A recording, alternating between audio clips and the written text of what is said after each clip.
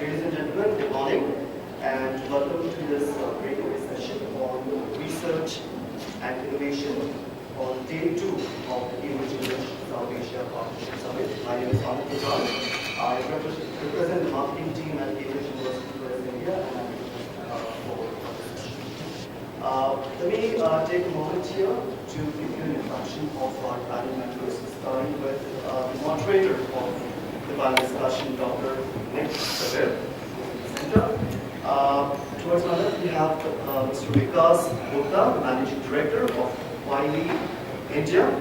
We also have Professor P.S. Satyanarayana, Pro-Vice Chancellor of EMN, Manjal University. We also have with us Dr. Indira Parekh, Co-Chair, Committee Higher Education Committee and Founder President of FLAME. And we also have with us Professor M.M. Pant, former Pro-Vice Chancellor of Indira Gandhi National Open University. So, over to you. Thank you very much. Well, welcome to this session. I think most of you will have heard me speak already, I guess. And you know that I'm here to raise the issues to do with research and innovation. We're going to go like this morning. I'm going to only say a few words. Then we're going to go 1, 2, 3, 4, and each of my co-chairs are going to say a few words, about 5 minutes, to provide you with some ideas. So we have the general theme of the conference is about collaboration. So as an outcome of the conference, we want some concrete ideas. What might we do in the 4 thematic areas? So employability, teacher development, digital and digital technologies, and ours, which is research and innovation. There are 4 themes. So one of the ways we might think about dividing up our work this morning is around those 4 themes. So we could think about research and innovation to do with teacher development, or we could think about it to do with employability. And so somehow we need to divide up the focus of what we do. Okay, that's what I would suggest. I'd also like you to bear in mind some of the ideas I threw out this morning and the ideas that the panelists have got. But really it's down to you to come up with the ideas. We're simply providing you some strands which might be tied together or pulled out depending on how we want to think about it. Each table, we have 5 tables here. We thought we might have only 4, but we've got 5 tables. We'd like to set you the task of discussing, and then we'd like each table to have a table leader, somebody who agrees to report back the thoughts that have come out of that table. Then the panel will then seek to distill out of all of the thoughts 2 or 3 main points which we've all agreed on, which we can take to the afternoon session after lunch, so that this group can say, in our group, these are some of the key points we discussed, and here are some concrete ideas for how we might follow up this summit with some collaboration. Does that make sense? Anybody got any other things they think we need to cover? It's about you, not about us, really. Depends what you want to do. Okay, so that sounds pretty clear. What we're going to do then is to have the co-chairs say a few words. And we're going to start at this end of the table. So I'll pass over now to Vika. Thank you. I love to walk when I talk. Okay. Do you need a microphone? I speak quite loudly. So, while I know the company I belong to last 15 years, we have one of the largest journalist publishers in the world. So, we have a very good idea about what's happening in this field, and I'll share some of the thoughts which we feel are very unique to India or the emerging world. So, one thought, if we talk about is that India is one of the few countries where academics and researchers don't talk to each other. So we have institutions who don't do any research, and we have research institutions who don't teach at all. This is very unique. In nowhere in the world it happens. we are in a very, very unique proposition that you can count on your fingers academic institutions who are doing research and research institutions who are doing academic or teaching. So if that gap is there from the time you are learning, if I go to the college, it's more about passing the exam and no research. No, like my DNA of the college or the institution I go to is not, it's not like geared towards that research is also a part of my learning. How will I become a researcher and how will I publish? So the part of it, what I did was, so I am a part of the Indian government CRI Higher Education Task Force. So the last 1 year, we have an 18-member task force, very, all, I'm least, I'll say, qualified to work with this. We have created 2 sets of reports which you can download from the CII site. We are the first Indian report ever, which we did in collaboration with Springer Nature, which tells you about the scenario, how does India fare in research as on today, vis-a-vis the other developing world, including China. Second is, the first Indian citation index of Indian journals is being published. So available for download now. So go to the CII site in higher education, you can download these reports. So this gap, we need to understand, we need to create a solution to solve this gap. Now, second problem, very unique to India and a lot of other developing markets. In India, 90% of the research money is provided by the government. In the developed world, it's totally opposite.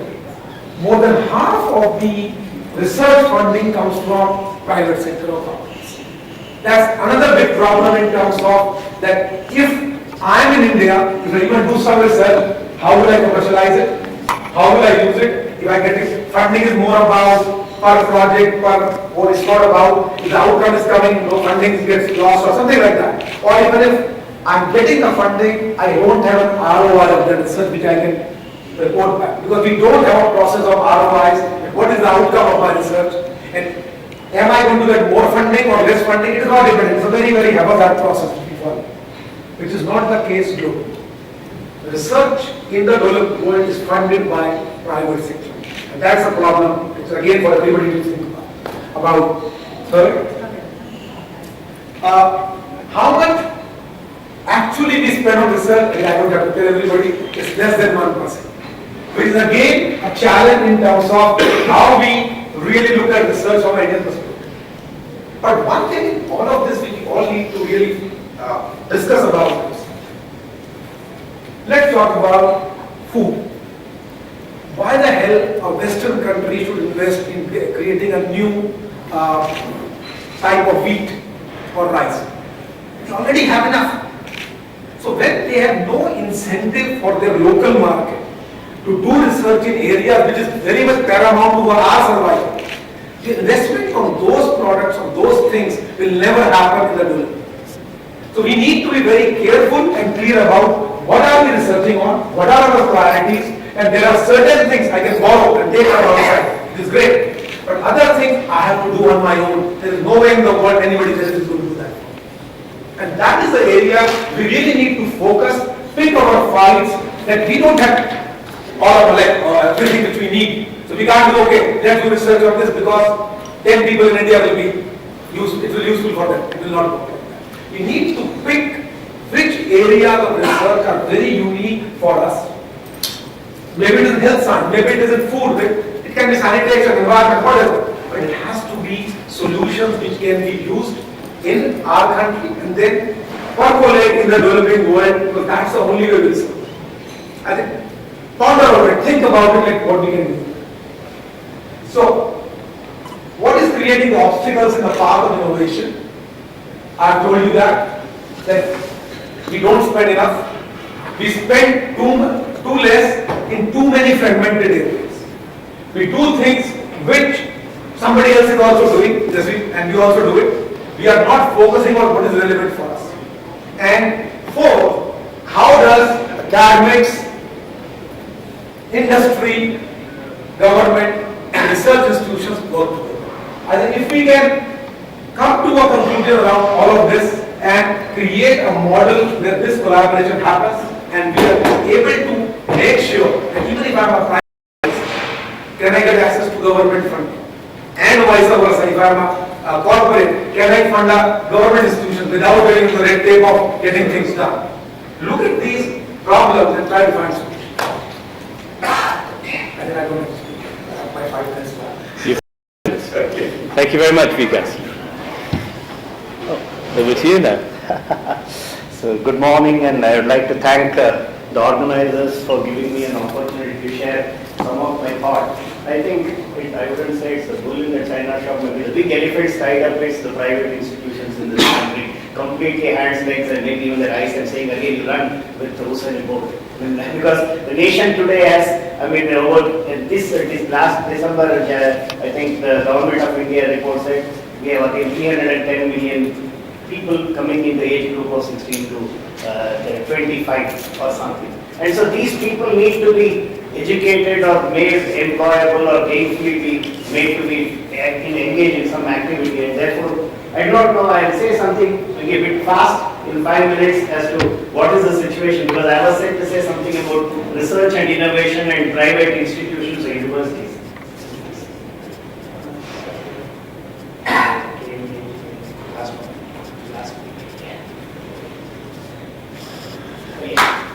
So my name is Satyanarayana. I am from BML University. Next, please. Can you have the message? Because I can sort of finish it off quickly. Yeah, thanks.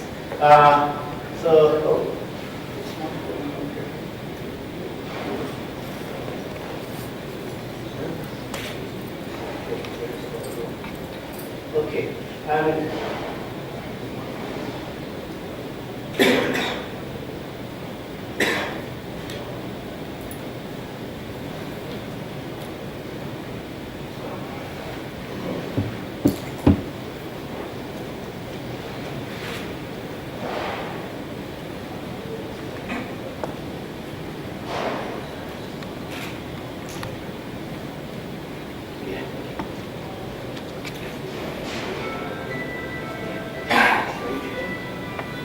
Sorry, I think I already taken a my time.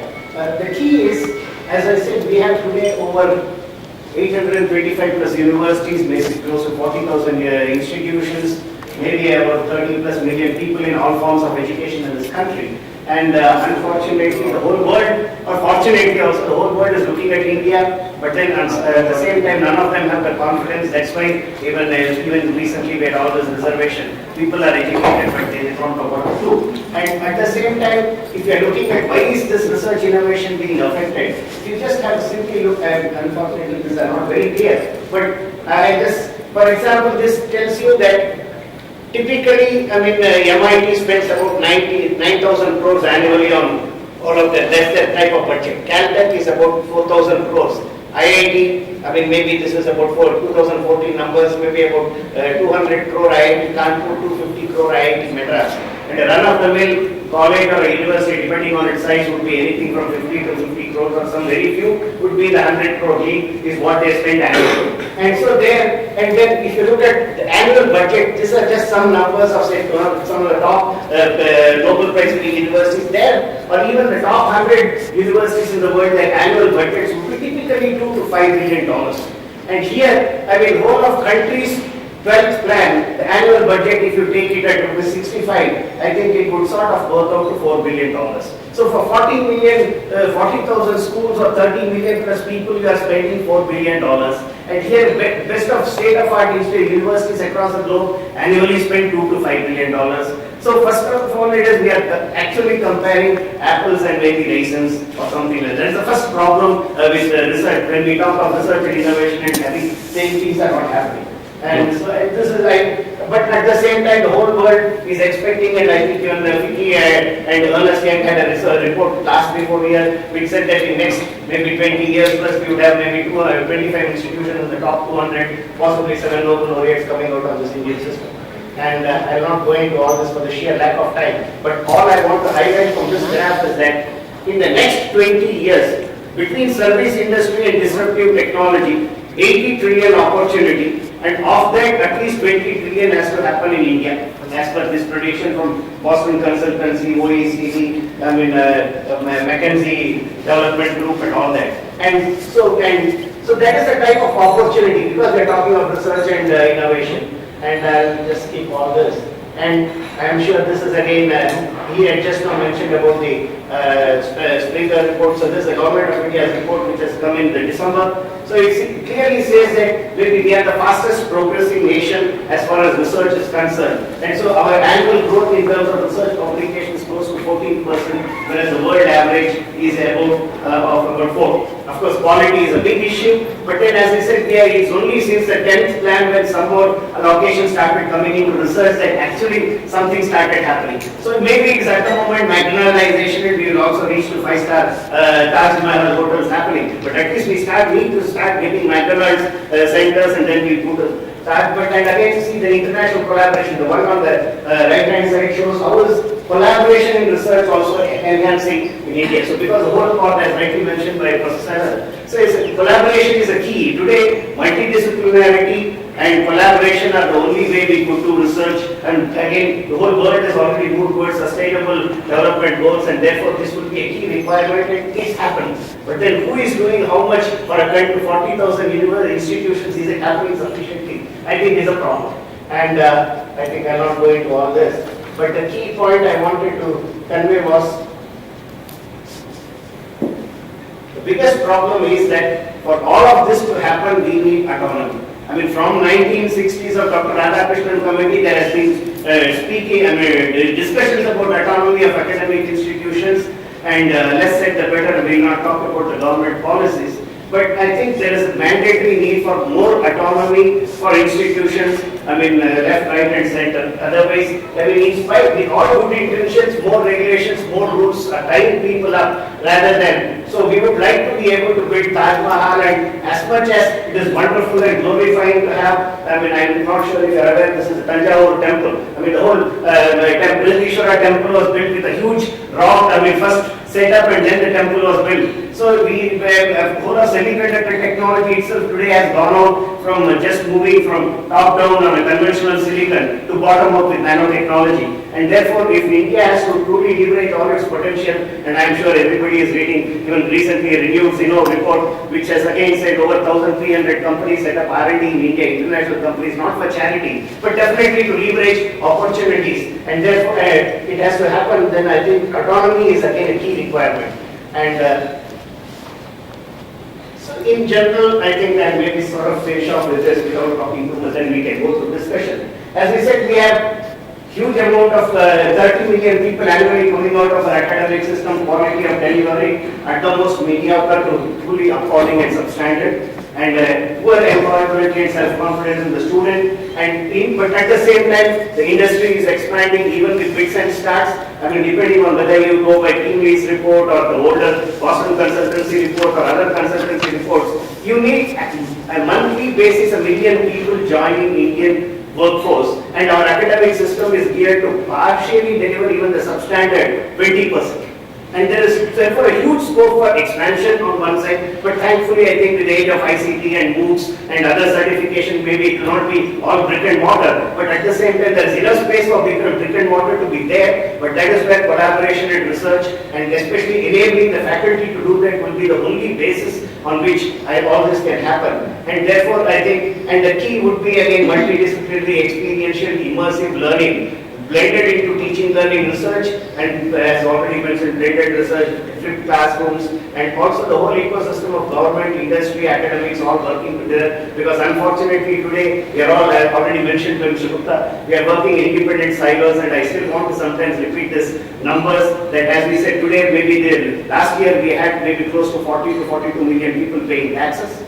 And let us, as always, remove away 5 or 6 million government employees. It means there are at least 35 million people in some amount of revenue generation, whether it's banking or hoteling or whether it's industry, revenue generation, public or private. And we have 30 million people plus in education, and we still don't get $0.50 per person into academic system from all this public and private, including in spite of even the new CSR law of the Companies Act. We know that again Parliament answers clearly show that if they are supposed to have spent 25,000 crores, just the top 100 companies, not anymore, just the top 100 companies should have spent 25,000 crores, they did not even spend 5,000 crores. And the goal of our budget is also 25,000 crores in the plan up to 2017 for higher education. So I think these are some numbers we need to look at to talk of research and how does it really happen in our academic system. And this is just to say, we are trying to bring in a pedagogy where we think we can bring in teaching, learning, research, all happening together with industry academic collaboration. We want to call that as a principle of 5 I's. There's information, inquiry, inspired implementation, and impact. So that the whole thing is designed to deliver, both the impact on local, national, and global enterprise, environment, and community. But and just to say that for the sheer lack of time, I will not go into detail, but saying that, say, 2 case studies in case of, say, an institution which was 50 years old, for 45 years, it was, a teaching institution. In 5 years, we could create about 100 crores of funding from public and private, 50 companies invested in labs, and the same teachers, some of them, and very good retention. At least out of the 400 faculty, more than, say 60% were 20 years plus. And still, we could transform them, and I will say we could sort of generate all this change in an institution, and innovation could happen, research could happen. Or similarly, in a new institution which is just sort of only 16 months old, today we have 200 crores of investment from companies coming in, and labs being set up with IBM, KPMG, Shell, whole advanced manufacturing, industrial 4.0 facility with Siemens. So therefore, what I want to say is, there is enough appetite on all sides. We all have to work together with an open mind and willing to adapt and change. And for the fundamental aspect of all of this, again, I would say it has to come back to the teacher, because he is the key enabler. And if the teacher is not willing to change, adapt, and also not blame anybody else, because when everybody is doing within their means whatever possible, the teacher can truly open up his mind. I think its sky is the limit for Indian education system research and innovation. Thank you.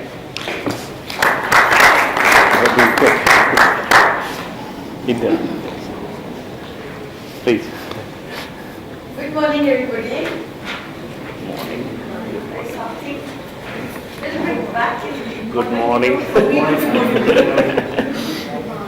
Everybody says we need to motivate students, involve students, but teachers also need a little bit back. These issues in the country have been discussed for last many decades. And where we are at the present is also a result of a consequence of history. Now we need to change history, but the history remains. Let us look at why the fragmentation has occurred in the country for research and academia and innovation and invention. Can go on to many different points. The policy of the government was to separate the two, research institutions and the academia. Today it does not make sense, but they have become quite structured. And we've always accepted that academia and researchers or academicians and industry and all need to collaborate, but it doesn't happen. And the fragmentation continues to widen, and we have opinions for each other. The basic question is, how do we hold, and I'm going to raise a very broad issue, how do we really hold as individuals the concept of our country? For a very long time, the country was not ours. What was ours was just our place of belonging, which was the home. And therefore, how does one generate a concept of a wholesome, holistic, a whole country where everybody is working towards the country, and therefore the institutions we are a part of, and therefore the kind of work we do. It's not that Indians don't know how to do research. We are highly critical of ourselves. We are highly comparative of ourselves. And we only say we are like this. Nothing happens individually. It is the whole contextual environment which contributes to what emerges. We are responsible, others are responsible, everybody is contributing. Now, I have been in IIM for 34 years, and all academicians talk about we are not doing enough research. The difficulty is we are doing a lot of research, but it's a validating mode of research. It's not contributing to theoretical constructs, it is not contributing to concepts, it's not contributing to frameworks. We are constantly comparing and we come out as a poor relative or a poor source. We are watered down version of research which has already happened. And I think that attitude we need to get out of. And many times I ask many vice chancellors, or myself also in my institution, how many faculty can teach a course of 30 sessions developed by them and not borrowed from other people? Content, etc. is a part, but just the whole approach to creating and teaching, if it is not anchored in the context in which we are from, it is all going to be borrowed, adapted, adopted, and we are going to come out. We are not like whatever, whoever. And I think that needs to be examined. There are 3 points which I'd like to make. One, what is the mind map of research that we do? And believe me, and what is the mind map of collaboration? Because collaboration is the key. Collaboration has basically 3 principles, and that doesn't happen. It's not going to happen. One, do we have mutual respect for each other? So if it is collaboration across countries, across institutions, one from South Asia, one from the Western countries, how do we really, what kind of respect mutually we have? Is there a mutual acceptance that we are both going to receive? If one becomes the donor and provider of concept knowledge and the other is the recipient, I'm not sure how collaboration is eventually. And I've had that personal experience in my first international journal paper I wrote. Unless you reference this, the paper don't get published. I'm sorry to be, but it was a long time ago. After that I thought best thing is to write books. So you can write what you want to write. The whole question is, unless we have a mutual acceptance that we are going to receive from each other, learn from each other, and compliment and accept the contributions of each other, and actually mention the contributions made by collaborative researchers. That is across the cultures, across the country, but within the country, I think it's very important to discover that there are many institutions doing excellent research, many individuals doing very excellent research, and in vernacular language, there is much which is done, which is not published in English. I think we cannot not count the work which is done in the vernacular language in all the states of the country. How do we bring it together as a matter of collective effort, not necessarily only which is in English and academic institutions of repute, but across the country. And I think that would contribute quite a bit, and individuals need to ask themselves, what is the mind map? What is the context of the space of research? Nick has used in the presentation the landscape of research. How are we going to really climb the difficult terrains? And how are we going to flow with the knowledge base which is available, but knowledge base across the world and not only of one particular kind. And I don't think we need to be so critical that we always feel a lack of sense of self. But I think there is a lot of wisdom available in individuals. All we need to do is bring it out. Thank you very much. Finally, Professor. So, good morning. You don't have to say good morning. Extended it. I will begin by thanking Nick for the very wonderful introduction about the ecology of learning and the landscape. And I think this is very important because when you say ecology as a system, we talk about a living system. No such a thing as technology, engineering are about non-living system, and we are very good at it. I think this is why education has had struggles. And the importance of research is very critical because education is a very interesting business. It is going on with without anybody being able to define fundamental questions, what does it mean to learn? How do you know that you have learned? How do you learn? None of these questions are answered and the business is on for about 1,000 years. And that is why I think it is very important to understand that research is very, very critical, and not research of somebody else, but research on education and learning matters. And I dare say we are at that kind of a threshold, which chemistry was at once upon a time when they practiced alchemy.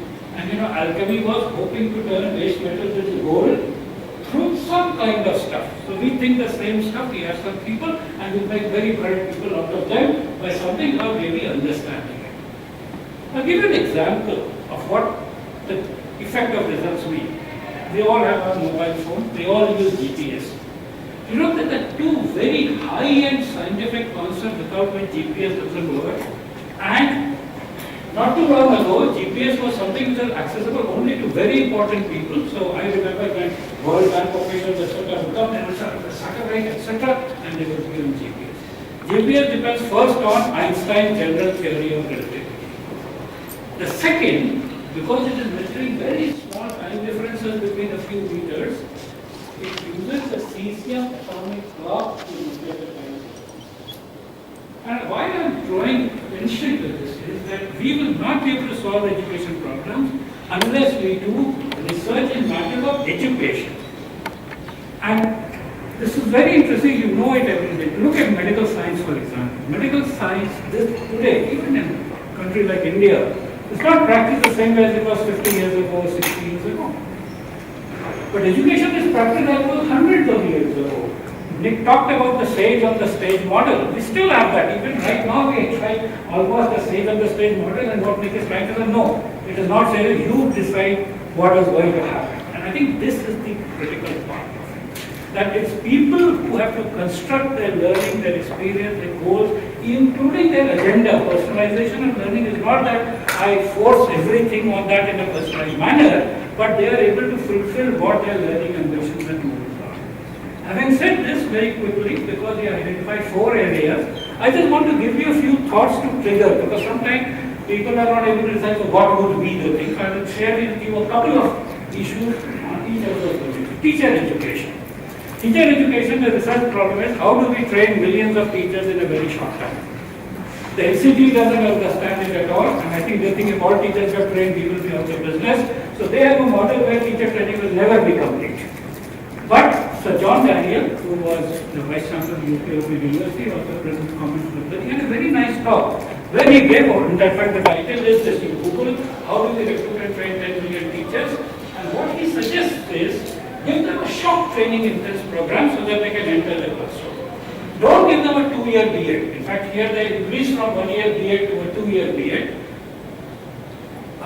And then support them with technology so that on a day-to-day, so like we have a help desk or a customer support or a learning support, you know today in software you can get support, you just say what's on my screen and somebody to support the young teachers. You can do the whole thing, you can train millions of people in 1 year's time if you really want. If you have the skills of. The second question is, and to some extent even Briscoe said that, he said we have 2 million people who will want to learn English as a foreign language, we don't have enough examiners. How did you conclude that? You assumed a certain teacher-taught ratio. But that ratio can be expanded. Who said that I can teach only 7 or 10 or 20 people in class? If I could use technology to design a class that I can teach 1,000 people, teacher shortage will disappear. So the idea of research and innovation is this. And I think this is what we need to understand. Is you are not going to attack these problems and see the problems, you don't know. So that's on teacher thing, 2 issues. 1, how do we train teachers? 2, how do we create an effective class size? And I think he mentioned his slide before class, during class, after class. If you just do this and you know flipped classroom is about that, you can create a concept of augmented classroom and you can increase. Now what is the limit? Those of you who like to read, JBS Halligan was a geneticist and also a statistician. He has a very good essay called On Being the Right Size.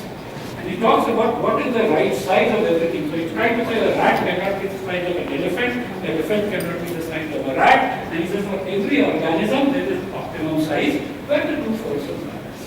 The next item we are talking about is digital.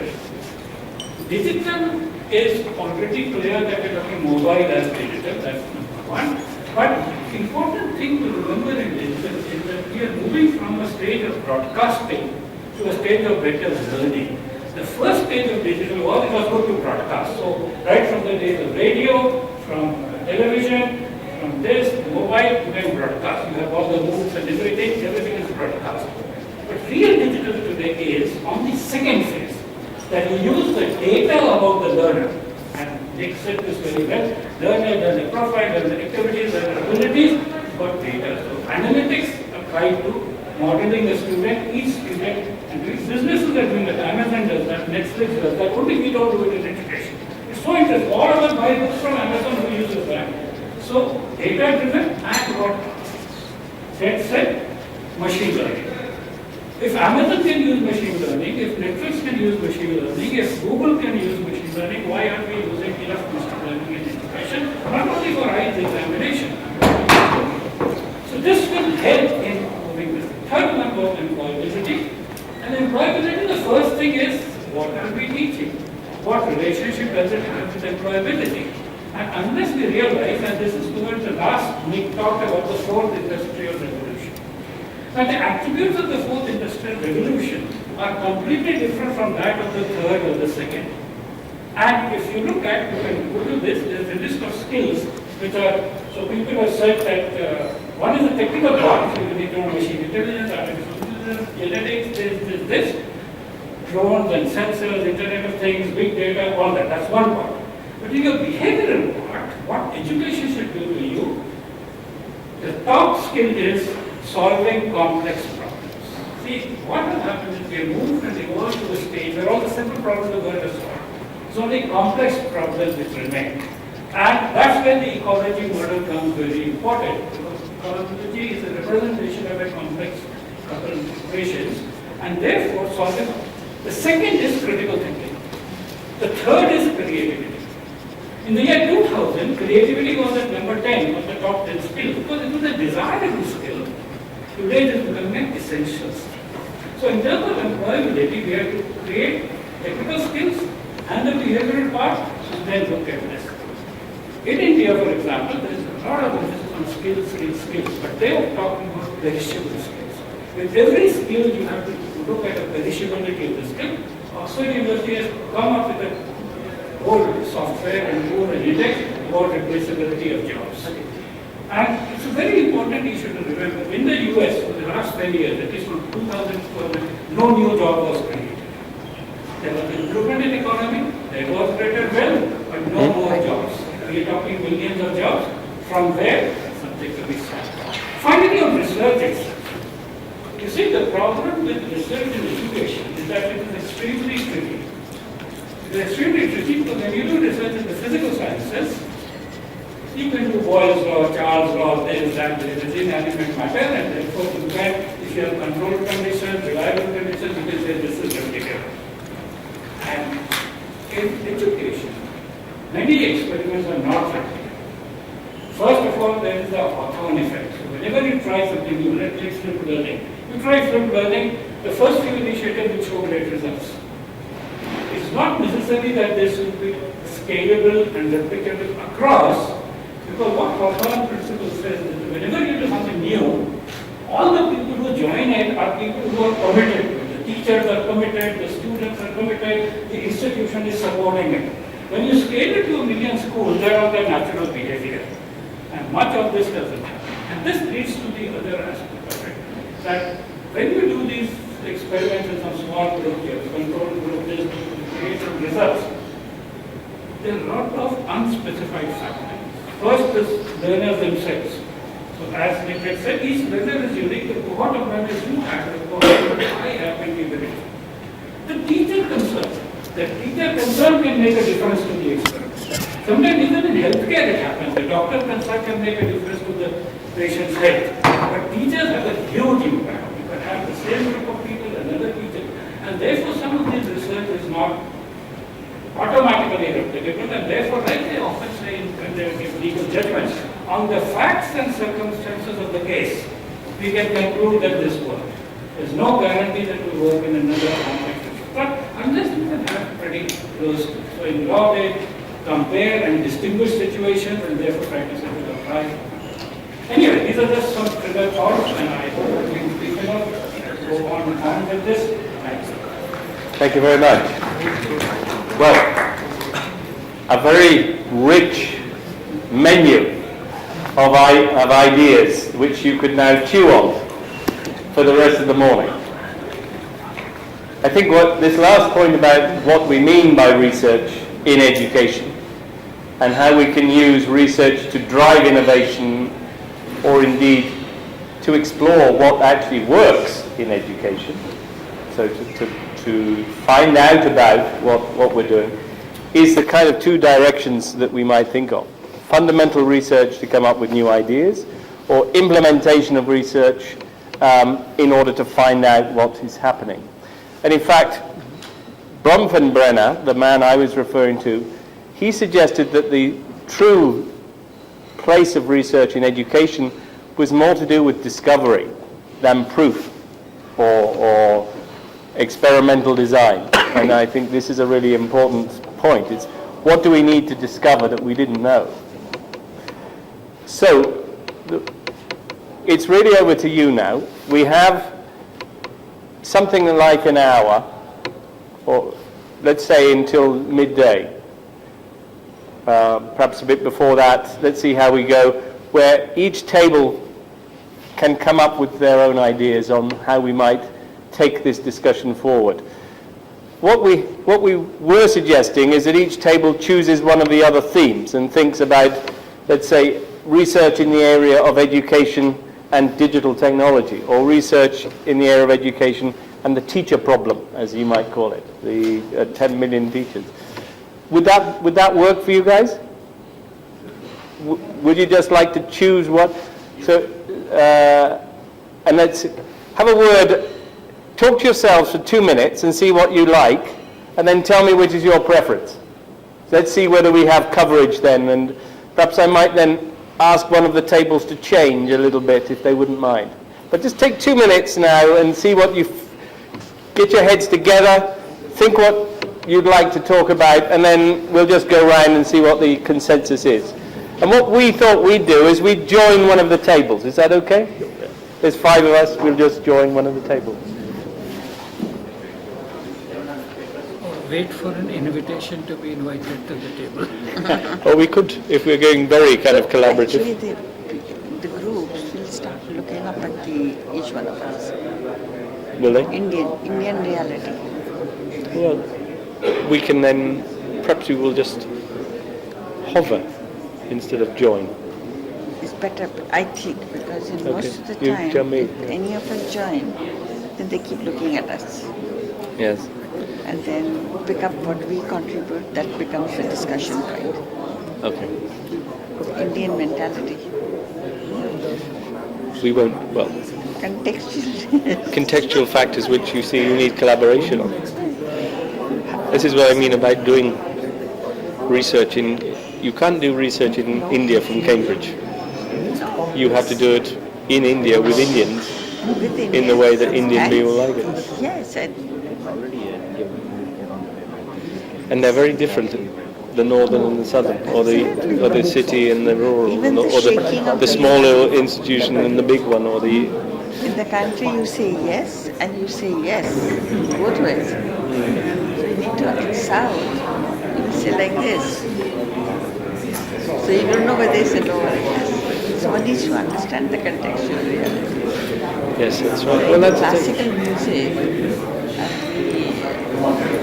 go like this. And the international visitors say, why are they saying, shaking their heads to say it's not good? I said, no, they are endorsing it's very good. This is very difficult for us when people start shaking their heads when you're talking to them, because it's giving a cue that they're not agreeing with you. In Greece, for example, they do this gesture to mean no. So as soon as, if you're Northern European, as soon as you see the head moving vertically, it's an indication of a positive.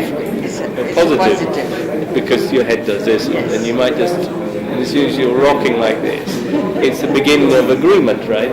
But in Southern Europe, particularly in Greece, the very brief means no. And it seems to us quite rude gesture. It's kind of like, you ask somebody a question and they go, and they don't even say it. But this is just the point about intercultural competence. Intercultural competence in employability is really important because, these days you are just within your own country collaborating across cultures. But on a global level, you're collaborating on cultures which are even more different. So the language isn't enough. You have to understand that it's different. First time that all this opening up of the economy, the joint ventures, all Mr. Vikas. Let me just ask one second. Gentlemen and ladies and gentlemen, could I just go around the tables and see what your original thoughts are? Let's go clockwise. Let's start with the front table. What's your preference? I think this boils down to what should be the evaluation assessment method. Excuse me. Could we just have a little bit of a pause in the discussion so we can listen to each table? So you need to speak up because there's an echo. What we were discussing is we should also concentrate on research and innovation ecosystem development in an institution. We will cover all these requirements. We will cover the kind of individual capacity building and how building collaborative efforts and other skills that are required. The ambient that is to be brought forth in a body which can collaborate with academic research and industries and so on. We have just started to work upon whether this could be an acceptable kind of thing. Definitely. Carry on. This is a new idea, not one I suggested. Very interesting. You develop that idea and then tell us what you thought at the end. No one else will be doing it because it's your own idea. That's great. Individualized thinking. Let's go to the table behind. It's 11 o'clock over there. Good morning, everyone. I'm Renu Singh, Director with HD Company, a group of schools, Ahmedabad. We were just thinking that a lot is being talked about research and innovations, but do we really give out students who want to research and innovate? Our students only want marks, because I'm glad we have a lot of people from higher universities and learning here, but I think we seriously need to go from Z to A, where the admission processes should not be mark based, so that the students and the teacher community is not again and again blamed for not innovating and researching. Okay, so that's slightly a variation on the theme as well. Bear in mind that both tables, what ideas might there be for action? Because that's like changing the whole culture. That might be a little tricky. How might we pin it down to something that either with people in this room or with Cambridge involved or other participants, publishers, whoever it might be, we might come up with a project or a set of activities over a period, like a program of activities. Change the system of assessment. Can we focus on that? Could be that, yes. Assessment is a very powerful driver for change in education. Change the assessment, you change the teacher, or the teaching quite often. Let's come to the middle. So you think about how that can be developed. That's really interesting. Middle table. What? We discussed on teachers training and inclusiveness of students and teachers in research and innovation. Okay, so this is a teacher-focused group. How about at the back? Good morning, everyone. We were just planning to think about, having a discussion of employability and teacher development. So it was, I was just thinking that we might not contradict but maybe we choose employability. Well, you could combine. It's a question of whether people have enough opportunity to talk if the group gets a bit too big. So up to you guys then. You do what you want, but that's a focus on employability. Teachers, employability. How about the group at the front? What's the preference? Have you? Technology. Excellent. So we have learning-oriented assessment and student engagement with technology-enabled disruptive model. and with model research. That's excellent. So we've got a technology focus. We've got a little bit of everything. So that's great. So could we ask your table leader, whoever it is, to report back briefly? So we have 5 tables. So we're thinking about 2 or 3 minutes each, possibly 5 minutes. So we need to be coming back in about 35 minutes. Is that enough time? Would that do? Let's see how we're getting on. So we'll just float around as the chairs, and if you'd like us to join you, invite us. If you'd like us to stay here, we'll just talk amongst ourselves. We are very critical here for like Okay. That's a teacher focus one, so by all means go and join. Yes.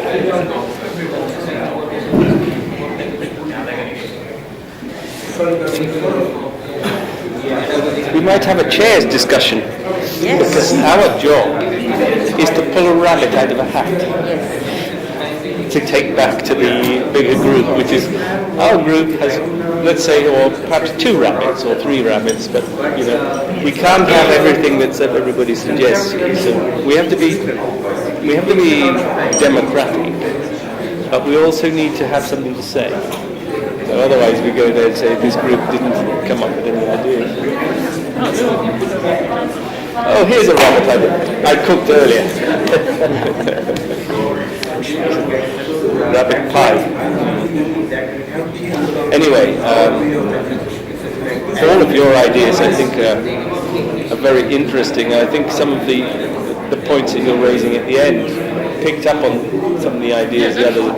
Clearly the issue of who pays and changing the attitude that never the twain shall meet. You know, researchers, academics, this gets paid in this way, this gets paid in that way. It doesn't allow much space for people like us, because we come from a private sector, or for people like him. How could we collaborate? Even in industry, the research department, research function is quite isolated. That's not how I see it. I keep saying it's a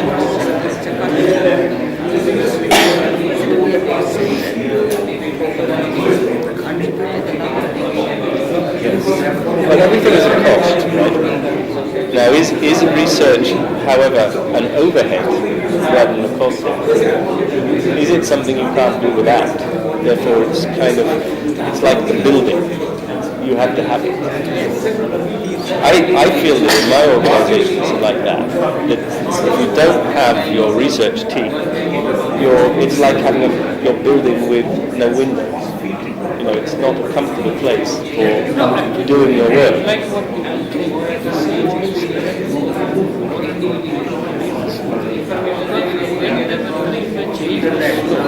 Then you would be those fellows to think for the future, and we are very busy with the present. Yes. So the present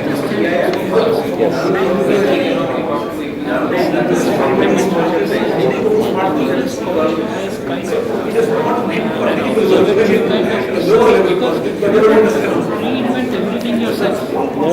So for example, Google, we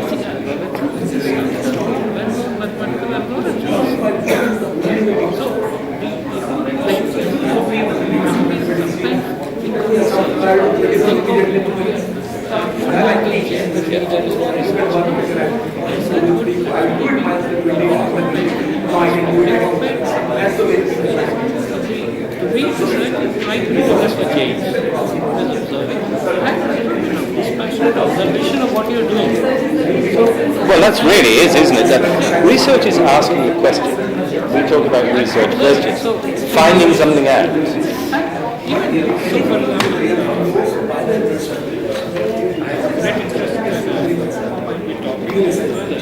See, this itself is a great research. Can I create a model of a learner profile? Yes. Nowadays I find it. Start knowing what the audience is like. And where I get a chance, I get their email, mobile number, as soon as I already send them WhatsApp messages, all will come. Like, how do I talk to the world at large? Well, yes. You are talking to somebody, but the more I know of my learner profile, Well, that is a manifestation of the macro to the micro, right? So the policymakers talk to the implementers if they were there's one kind of region. that's the matter. See, I know it's a battle. England recently, the Times ranking chief was there, and in 10 years' time,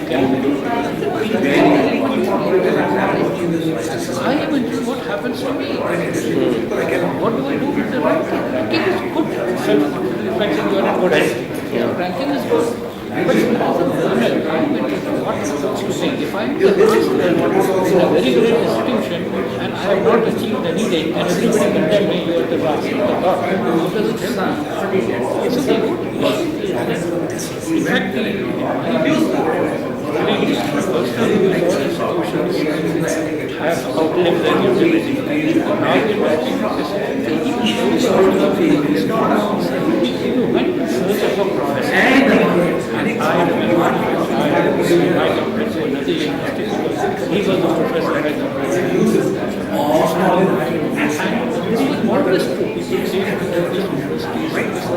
Today, we talk about the branding. If you go to IIT, they don't know who's there. I will never go to institute of professional. But I agree with you. I mean, this has changed. No, this has changed. Now, this is the one which internet is going to affect. So now, the next 5 years, it upsets everything. The role of I have the website, so I know the system I can play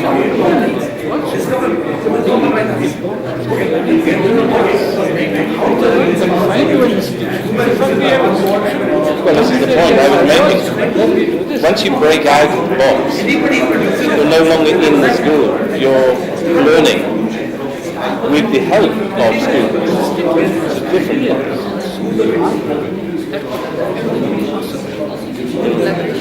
Impossible. Very difficult. So the individuals. So it is possible at the personal level. So Professor X, Professor Y can have a project. Yes, coming from 3 different places could collaborate. That is possible, and it does happen. Higgs boson, Large Hadron Collider, etc. All the Cavendish lab alone. All the time when Cavendish lab was happened. Today, if you look at any because you can't. You just can't.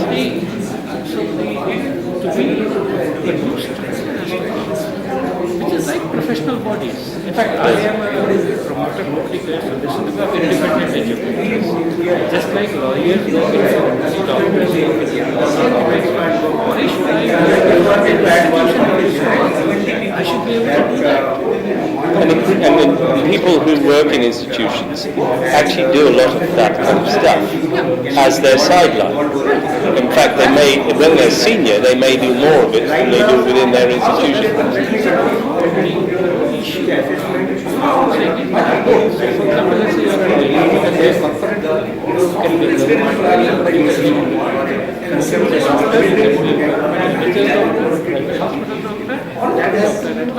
So as an educator, why can't I be that? So why can't I guide a children if I'm not in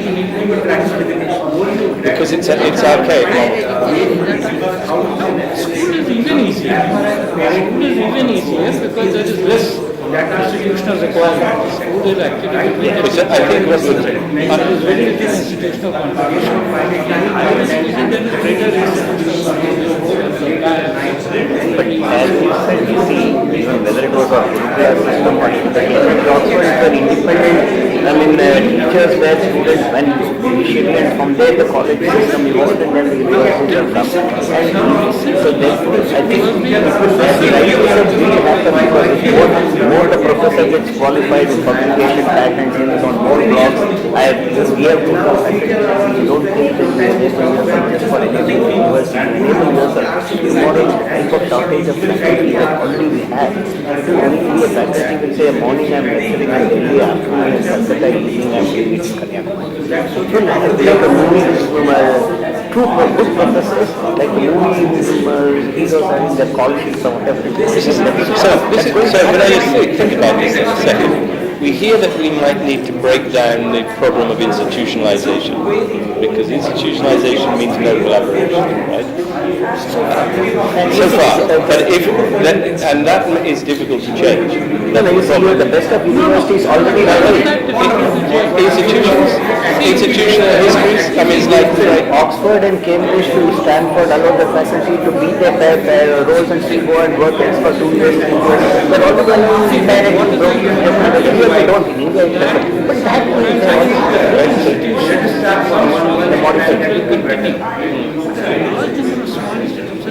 Came up with pure images of the big institutions. They are not serving any useful purpose and they will disappear.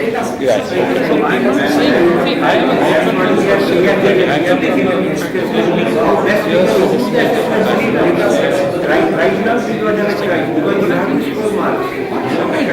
I sit there, my daughter, score mark of a second get so much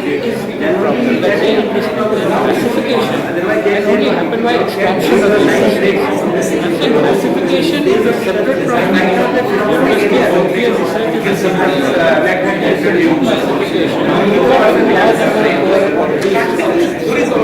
I'm interested in the idea, therefore, we might see institutional reforms which allow collaboration.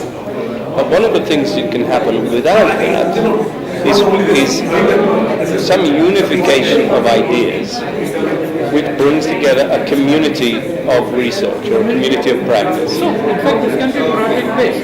So, in fact, your altar is an example of a virtual research system. Now, you can take a larger project, you can have people from all over and say, 2 years we work on this. Like what we are doing, this year, this year. Alta is a very interesting model which we like and which I think is replicatable.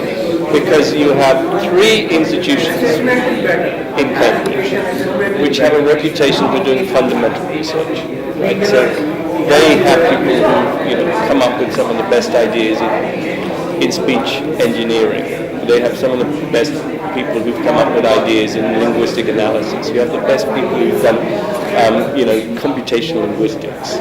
But what we were trying to do is unite those with people who have an educational mission.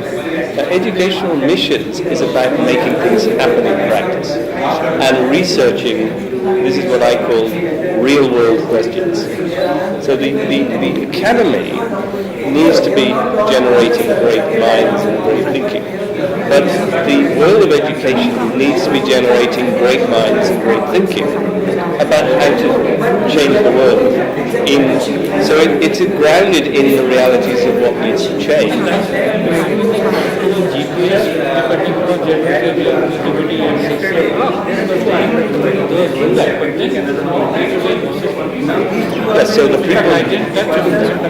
And in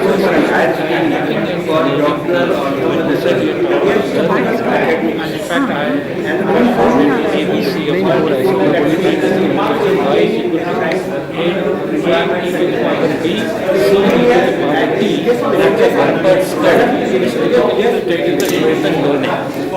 of supporting value because when T is infinity, H becomes A, and B is your starting point. So now if I'm going from CFR level 1 to another level, see, between level is not the quantum space. Between level is the gradual level. Yes. If I can get the person to cross the learning curve might actually look like that. So I'm looking at this. Yeah. The part because it will distinct. Or I can take each part. Yes. The point I am saying is, can improve this learning curve with the technology. Yes. So what we talk about here are two features of learning. 2 R's of learning.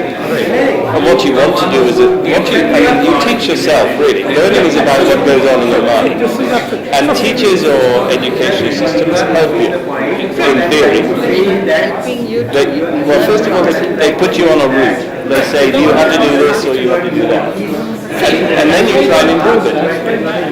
GPS. What does GPS tell you from here? You go to here. Here is the toll lane. This is a lot of traffic. This is this. This is this. So in a sense, by GPS analogy, if you are point A in learning space, want to go to point B, and B can go there, provided this is the route, this is the time. Well, this is my concept of learning-oriented assessment. The learning needs to be focused on the route. And what we're trying to do is to provide people with guidance on how to get there quicker. Right? So you don't want to be in the route which is clogged up. You want to be on the one where there's no traffic. So you go smoothly. Yeah, so what you're doing is, this is the analogy breaks down because it's not a roadway, the roadway is here, right? Yes. No, but that's the developing cognition. Who taught this country how to use mobile phones? Nobody started using it. The point is, once it is useful, we will adopt it. The very fact that, in fact, one of my big arguments against government education is, if you're telling people to skill themselves, clearly there is no value in it.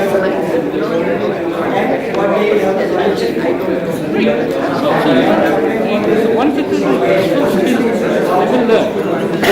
No, but one of the biggest problems now is across the country, most of the faculty do not know how to research, how to write. So how do we say the technological product life cycle it's not about our education system. No, it's a whole process of learning. That's what they don't My approach is very simple. If you will start solving the nation's problem, you will never get anything. I am saying, you are self-esteem, and I give them the best of it. Right? And this whole idea that because somebody there is not getting it, I will not give it. See, you created the IIT. Bottom up. Yeah, it has to be bottom up and the modular. I see my point is wherever you can do. One day we were having some discussion that what can we do? I said, do what you can. Don't think the big philosophy, think about what you can do. But this attitude of saying, what can I do? What can you do? My part. See, this culture, so many... There's a lot of can't do models. I can't do this because. My problem is this because. What you need is a can do model, which is I can do this because I will be able to do that, therefore, in the future. And I'll do it anyway. So it needs, I think one of the things, what's his name, Bronfenbrenner talks about the chrono system, and I think educational systems are about change, right? Change in the individual, change in the learning environment, change in relation to the world. So chrono systems are important, that is timelines. So you have to think about change over time, and you have to think what you can do now as a way of building a brick for the future, so that what you achieve now, cumulatively, if you like, in some way, helps you do something better. That is the vision I have of learning at the individual level. Yes. So let's do this better by this amount today. Yes, because it is incremental. But continuous and incremental gets you there, right? See, all the problems, at least in India,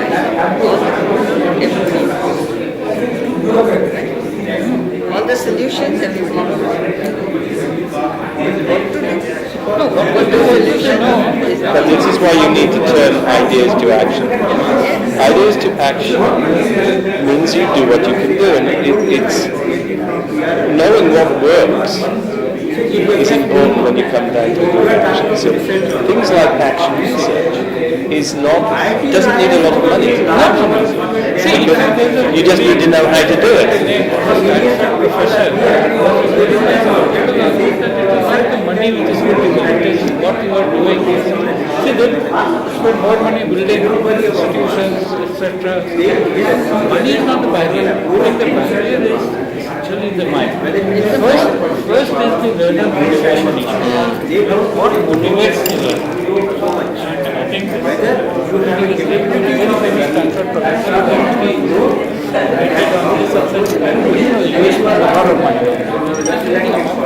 Money is not the issue. It is what you do with it. Indeed, it's quite right. And so learners don't learn English in classrooms. That's why it doesn't get across that red line I showed. Anyway, even in highly resourced Richmond, because the learning which is needed in the mind is not inspired by the context in which you're required to do it. It doesn't create a condition for it. And one of the things is that it's a negative spiral, so the children don't like it, they're unmotivated, and so they don't do it. Right? Except a few, and there's always a few. Yeah, that's all right. Always In spite of the school. in spite of everything, but the school doesn't create the inspiration.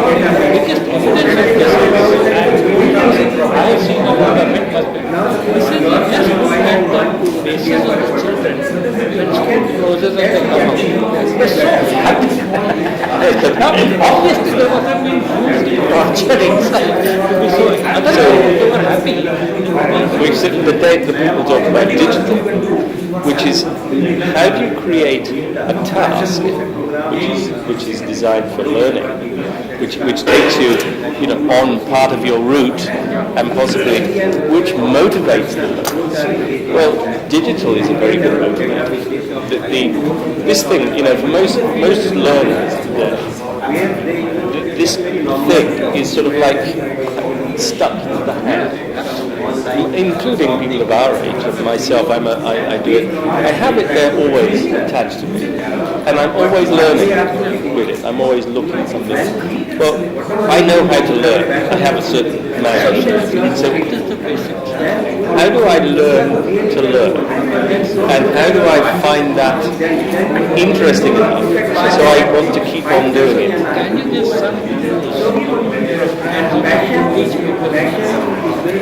But I think the thing is that your point. My energy has always been preparing you to learn how to walk. So see, in a house, you don't know how to walk, and therefore you just have to boil coffee or drink this or whatever. But you set yourself a task one day, and you get some help. So I want to learn to cook pasta with tomato sauce. It's actually very simple to do. Anybody in the world, anywhere who has a kitchen, a stove, a pot, can get those ingredients because pasta is eaten everywhere in the world. It's a universal food now, Italian That's food. the rule. So you can cook simple things, So then get more and more complex things. Till you Like we have changed, for example, whole of our That yes, an interest in doing it. Motivation. Yes, it's learner motivation, learner autonomy at the. See, the point is, as you said, you create oriented challenges. I identify 5 processes. Let's hear your 5 processes. Too many men here doing the We talking. don't have this. No, but this is now, I mean, this is now an exception. I said too many men doing the talking. Not enough women's This is voices. an exception now. Is it? Most education setting in older men. Yes. We often find ourselves as the oldest man in the room and everybody else. Yeah, but are they listening to you or are you listening to them? Because the problem you said it yourself, in this culture, you put the senior person on the table, no one else is saying. No, I think that's changing. Is it? Let's listen to him, Dim. At a very young age, they must have an expression of the creator. Unless they can express, little later, it's a spirit of inquiry. Little later, they must have the initiative to experiment.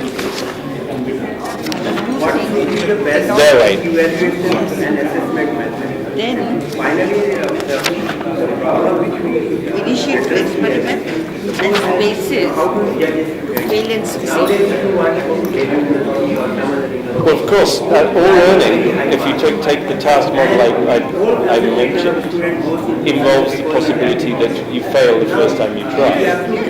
But with a reinforcement that it's the trying, not the failure that's important. And a lot of the problems with assessment, as it's been done in the past, is it's just reinforced failure. You haven't passed. Yes, and with that, then I took up the point which you were making is engaging in more and more and more complex without losing expression. Without losing expression. And without again fear of expression. That's the point about the route. That the route is about progression. So you go typically from less complex, easier, to more difficult. So my point about having a framework or a measurement scale is that you're able to calibrate the tasks, right? So you know that this is, for the average person, this is quite easy, but not for the individual necessarily. And that you can build a path of educational challenge, which is appropriate to this growing All this is learning. Yes. But then what's from inside out? There will be 10 million students there.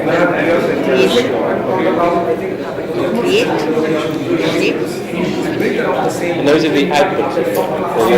From you, the individual. So you can put it. What are you shaping and what are you building? That is within now the contextual and institution. Okay, so you have to have the opportunity to be seen to be doing it, and be recognized as a contributor. If you're shaping. I share this very often. I went to school and Hindi was one of us.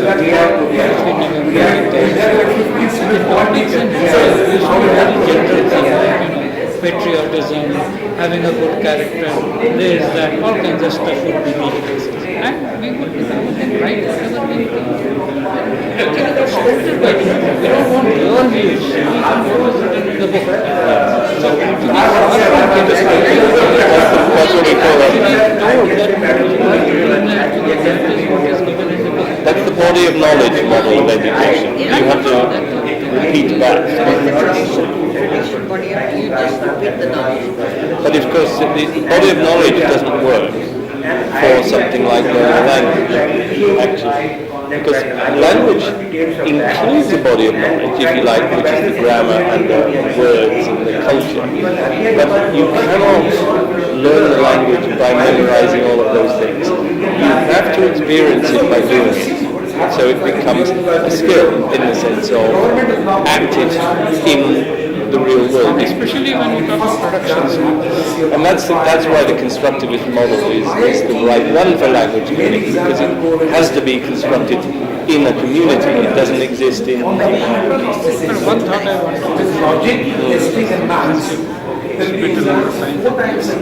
Is there any sort of audio which talks about extracting the essence of an idea and the structure of ideas and to form new ideas?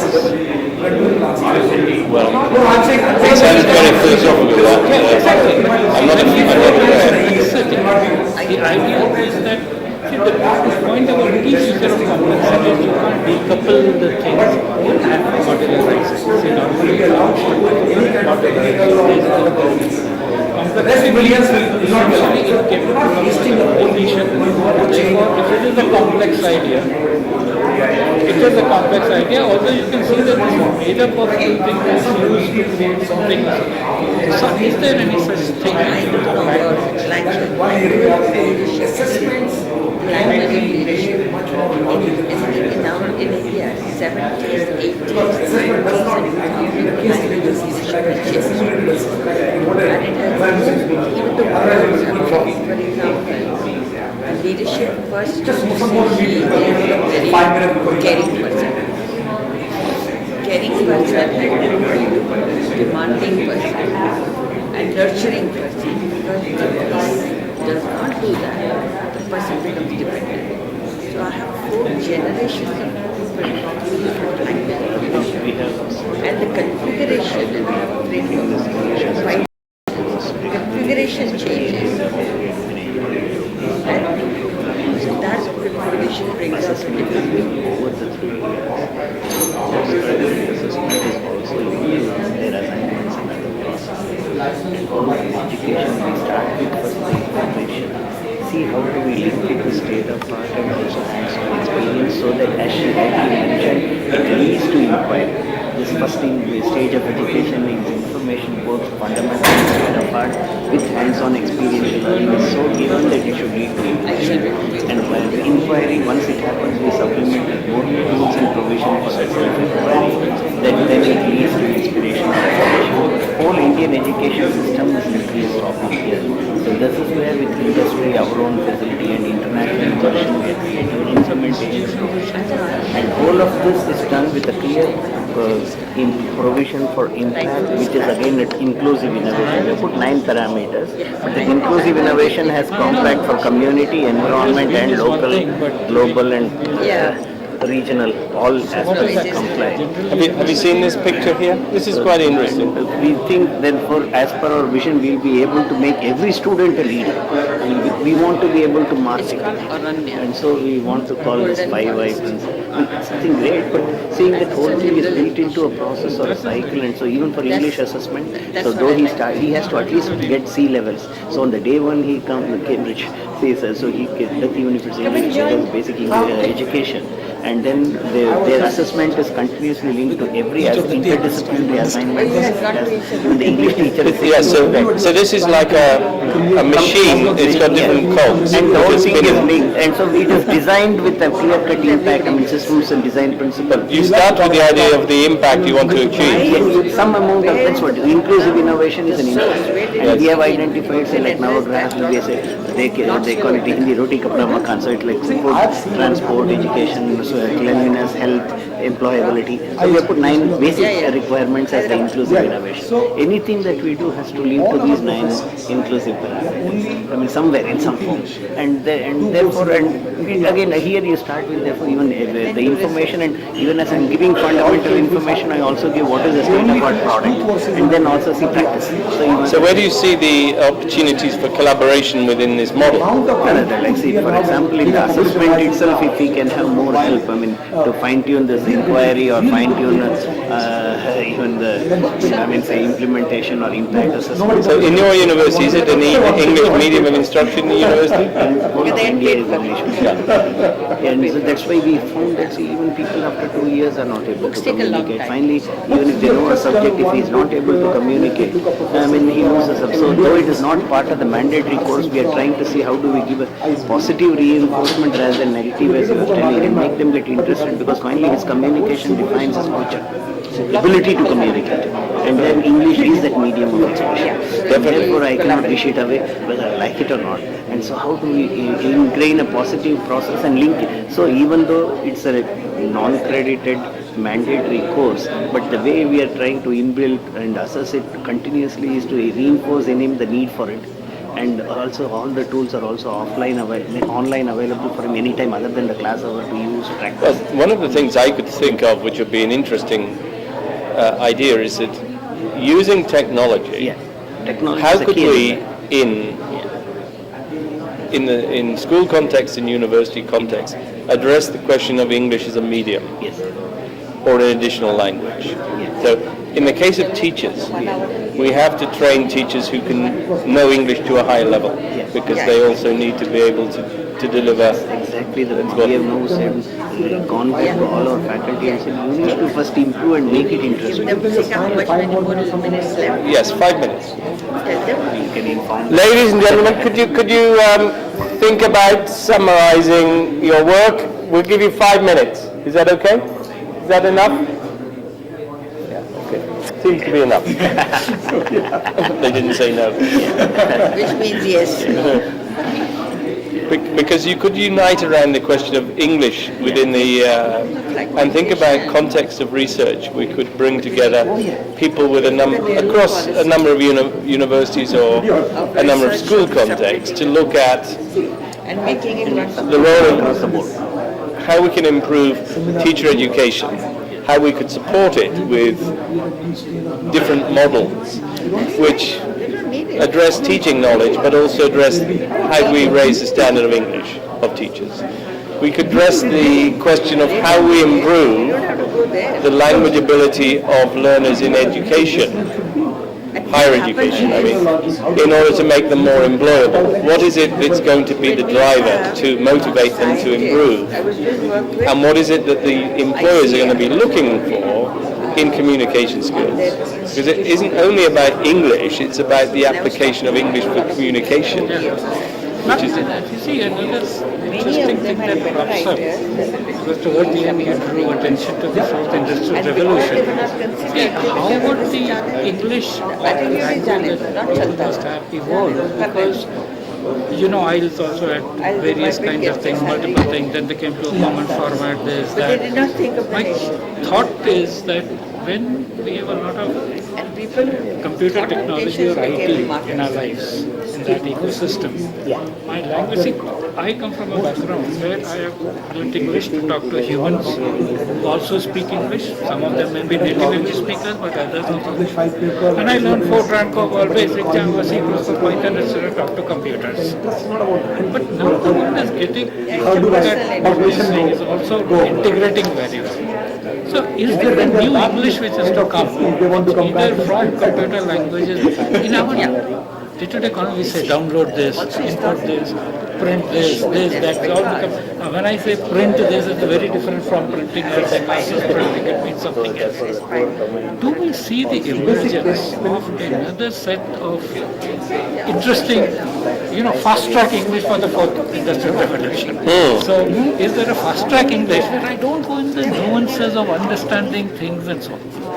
The other one is, take the IELTS task 2, where task 2 is the one where they have a graph or something. Task 1. Task 1. Now in the graph you say it is decreasing or increasing or rapidly this, that. Tomorrow you will have to say it is, when you say exponential, you really mean exponential. Yes. When you say polynomial, you mean polynomial. Or it is going just as a quadratic form. So non-linear, so straight line and not a straight line, you will have to have various. So if you want to describe this, you have to create some word for it. Right? So sinusoidal, this, that. So is that going to be interesting and important?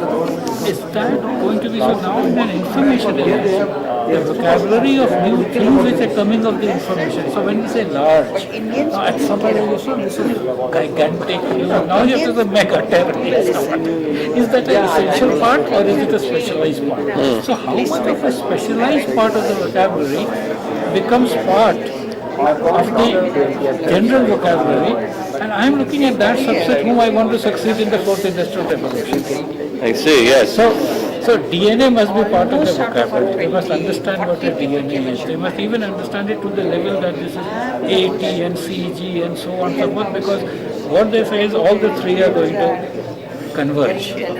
And therefore, if I want to be like, now just because I speak to a native English speaker doesn't help me. I must be able to deal with the technologies equally well. Well, you don't speak to an English person anymore. You speak to an English speaker, right? Yeah, and you speak to an English speaking person about a topic, not to understand the British culture anymore. I go there and I go to Wordsworth territory, I talk daffodils, I go to Stratford, on heaven I see Shakespeare. That's because I love it. It's not a part of my sense of Most people who learn English these days don't do that, never will. And they want to be learning English, they need the content which is relevant to their world, their motivations. And the interesting part, I was telling somebody that this is not the world only of technology. No. In that world, there will be people who will be advocating privacy rights, will be talking about security, will be talking about various things. So it's not only technology. No. Technology, is only a facilitator of joining things together and helping people to do things. So if you look at the vocabulary in the agricultural age, in the first industrial age, second industrial age, how does it change? And In fact, it's very interesting because what we learn from machine learning can be applied to human learning, language learning. That is the idea. So the idea is if I can teach computers how to do it, why can't I teach a human being? Right? Now that I've understood the game, see, if you can program something, you've really understood how it can be done. Of course you can. If I can get machines to, like, Google Inbox to give you the first 3 lines of an answer, right? So why can't I teach them the human being? The dumbest human beings be hopefully comparable or better to the machine. So those interfaces become very interesting. Interface is a good word. In collaboration. It's about the interface which causes collaboration, not the separation. Ladies and gentlemen, are you ready to join the group again? Yes, okay, thank you. How should we do it? Should we ask each table to summarize the key points that they've distilled out? We don't want to have the whole of the discussion, but what are the key points which you think might contribute to this broader debate? So, shall we go around the table the other way this time? Disruptive, not always clockwise. Let's start with this table then, which started with the digital, wasn't it? Your? Technology was just one component of it. Okay. It's just starting. Oh, these guys want to start. Okay, they've got volunteers, even better. Let's come around on this side. So, why don't you come out and turn so that you can face the camera. You're on candid camera. So, everybody back together now if we can. Thanks. The next 2 to 3 minutes, I will try to provide some kind of opinions that have got consolidated in our table on research, innovation, ecosystem development. That was the theme of the whole discussion. What we thought was, in our country, why this? In our country, there is a gross mismatch or misconception in output-oriented research, in research and innovation. So we thought, if we develop a kind of a holistic model, we will be able to get all about at large, to have the following components. The first basic foundation is research knowledge and skills. It should also include indigenous knowledge and skills of that region or that country, which needs to be supported with a mechanism for creativity and motivation, and further supported with a mechanism for research grant mobilization through interdisciplinary, interinstitutional and international collaborations. In order to make the best use of this, the system should also have a research good governance with accountability linked autonomy. Thus, when you want to undertake this, there will be an inbuilt mechanism for quality benchmark and research quality monitoring in this system, which will go on to assess the outcomes and outputs that are coming out of the research programs or research projects. And then there will be services for documentation and IPR generation, which comes out of these outputs and outcomes. And there can be a facilitating mechanism which will do marketing surveys and the kind of potentials of them being scaled up for commercialization or product development. And we'll have an incubator for partnership development, agreements and product development, and then an institutional structure to take them up for commercialization. It is in fact a translational approach to take innovation to the society. Here it is not a compartmentalized system. It is only a facilitating mechanism where crosstalk can take place between each of these components. When once it is there will be a continuous flow of knowledge, skill and research and development in a system. The theme can be different. It can be science, it can be technology, it can be education, it can be language, whatever it is, the ultimate outcome must be in a tangible output that should come in, and the institutional system should facilitate it. The next thing is, it is not that every structure needs to be present in a single institution. You can share it because the primary concept and strength is mindset of collaboration.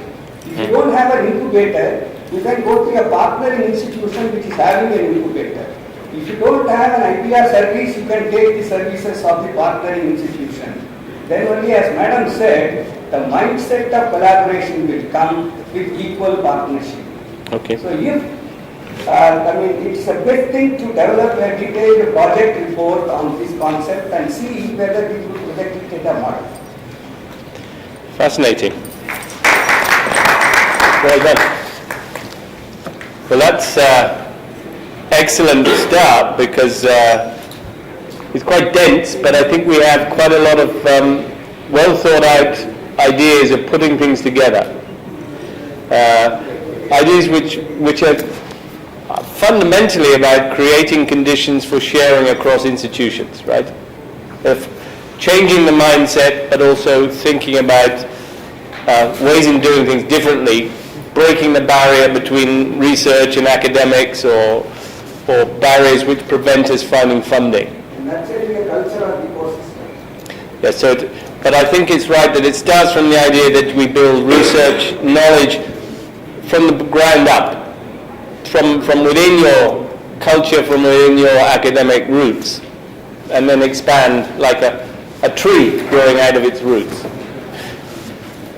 Thank you very much. That's interesting. Are you ready now? We'll come back to this group who we're going to start before. Who's the spokesperson? I mean, you're asking that. Whoever. Are you doing it together or one of you? We do. Yes, collaborative, but we do need gender balance here. We can't just have men talking. That's the reason I'm requesting. Diversity has to be supported, otherwise no change. I should introduce the group by saying that most of them are higher education and I'm a school teacher. Okay, that's good. So it's like this, that they were having the conversation at right from the start. I didn't know whether I should make my contribution because they were way high up there discussing things on research. So for me, it was very difficult to reach that place. And but as a teacher, I feel like, if you're talking about research, Madam there, she spoke that we have to start from Z to A. We have to go from back to front. Because all the time we complain that the kind of school education, I'm talking only about India because that's my experience. And when we talk about India, then we are highly mark-oriented society, and that in South, all the more it is marked. Okay, because I have this feeling that in South, for all the questions we have the answers. We never ask questions at all. So that's a kind of even the school setup is like that, because preparation is towards the boarding. So when we are going to, our topic in our group was to, even the topic has not settled in my mind through the discussions, and allow him to tell the topic. Okay. So she has totally started discussing and how she kind of disrupted it. This would be what we were trying to do. She said, okay, while you are trying to be disruptive, let's understand the ground reality. Okay. Which age group you are targeting? What model you are trying to do? What we started with a learning-oriented assessment and learners engagement. So that's a challenge. Can you use technology in terms of scale up the whole operation? And from a teacher's perspective, we got inputs in terms of factors affecting learners' engagement are basically acceptance of teaching methodology. Each teacher has his or her own teaching methodology. How learners accept or absorb that kind of methodology? That's one challenge. The resistance to change, from class to class, from chapter to chapter.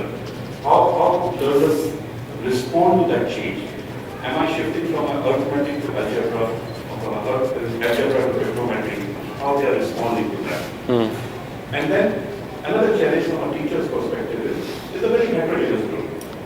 Earlier people used to have, okay, let's put all the bright students in one section, and a mediocre in the second section, and those who are extra here in the third section. Now they are talking about heterogeneous. What kind of engagement is there that all the students have they are retained, they are engaged at the same time we achieve the learning purpose. So what's it talking about? I think most of the school management system have ERPs or platforms are ready, the off-the-shelf market. Products are ready. But what we are talking about, migrating that to some kind of receptive model where it can be customized to each learner's experience. Taking a cue from yesterday's talk of Professor Ken Briscoe, can I use the assessment tool as a learning model? Can it be customized for each student? Can I use the same kind of a logic, semantic logic that you are using only for English? Can we use the same thing for other subjects also? Can it be customized? Can I capture everything in a database? Now, if we do that, what are the options available? For example, when we go for a large database where we have mapped the complete curriculum for a particular class, there we have mapped the curriculum at the same time each chapter a teacher is completing that is released for students. The alternate resources are marked. Now, with students are using those alternate resources also. Maybe it could be a YouTube chapter, it could be something, their own proprietary article, or it could be a student-generated content also. Among peer group, I have seen as a father of two young children, they start using through a WhatsApp, through a small video. At times they take an answer and then push it as a video. So they are generating their own content. And embed all that. Now, based on that, if all those resources, what resources are used, what recommended resources are used, and what resources were put up by the students, either through offline or their own proprietary platform, can we convert to teacher's learning experience, how to upgrade their own teaching method. Okay. Each of the class may behave differently. Each of the group may behave differently. Now, going up a step further, that's a learning part of it. A step further, how do I assess that? When we assess the, so as a database, I know what all they have studied, what all class teacher has covered, and what all resources they have used. Can I have a question bank? Based on that, when I release that question bank, the students perform. And based on each performance, those tools are readily available. Those each student's performance, we can understand this is one area of weakness for that student. Yeah. Now another challenge comes, they have read, let's say, a basic fraction in mathematics. They move further. By the 2 chapters down the line, when they are actually reading about decimal, they are confused about fraction. So this problem I had faced with my kids. So I had to revisit fraction again. So we have covered 3 months back. Sure. Now I could customize it for my child. Can I create some kind of a system rule? All those past behavior, past performance is captured. And again, if the child is kind of there is a mistake, so I know, okay, this is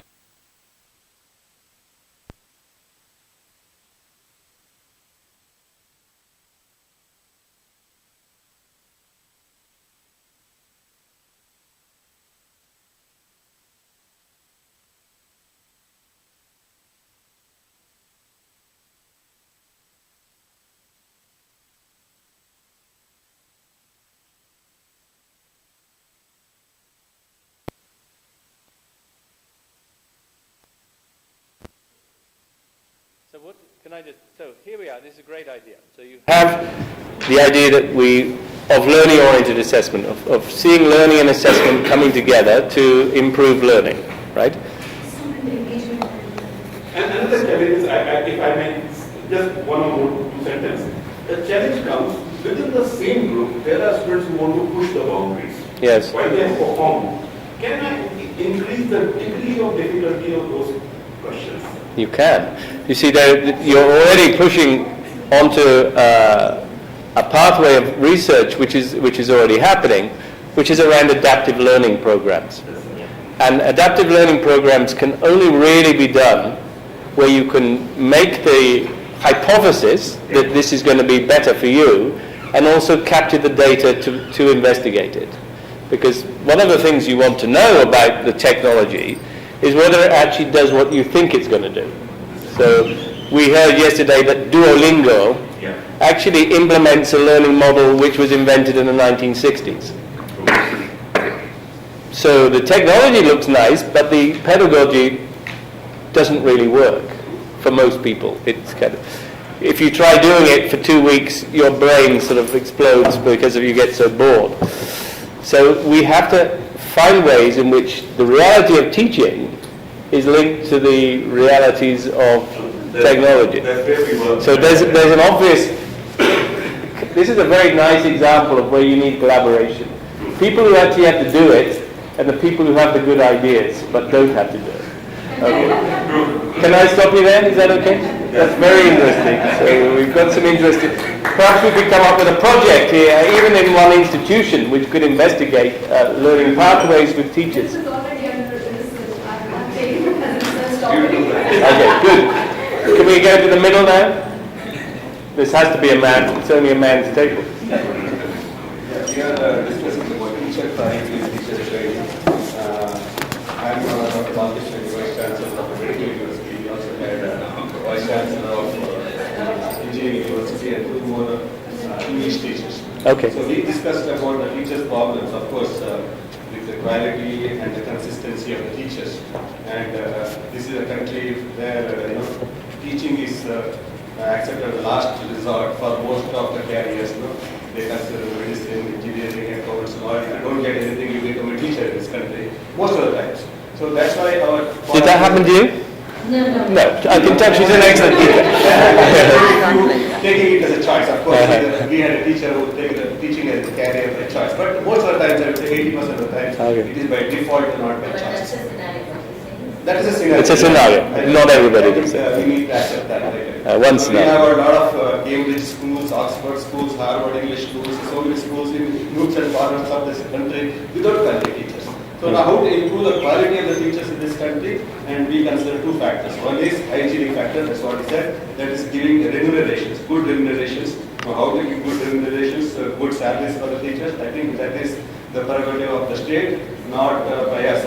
We cannot think too much about it. Of course, private schools can give better salaries for the teachers, but that is the first important factor. But the second important factor we thought was to motivate our teachers. So we have to motivate our teachers so that they give quality education in our schools.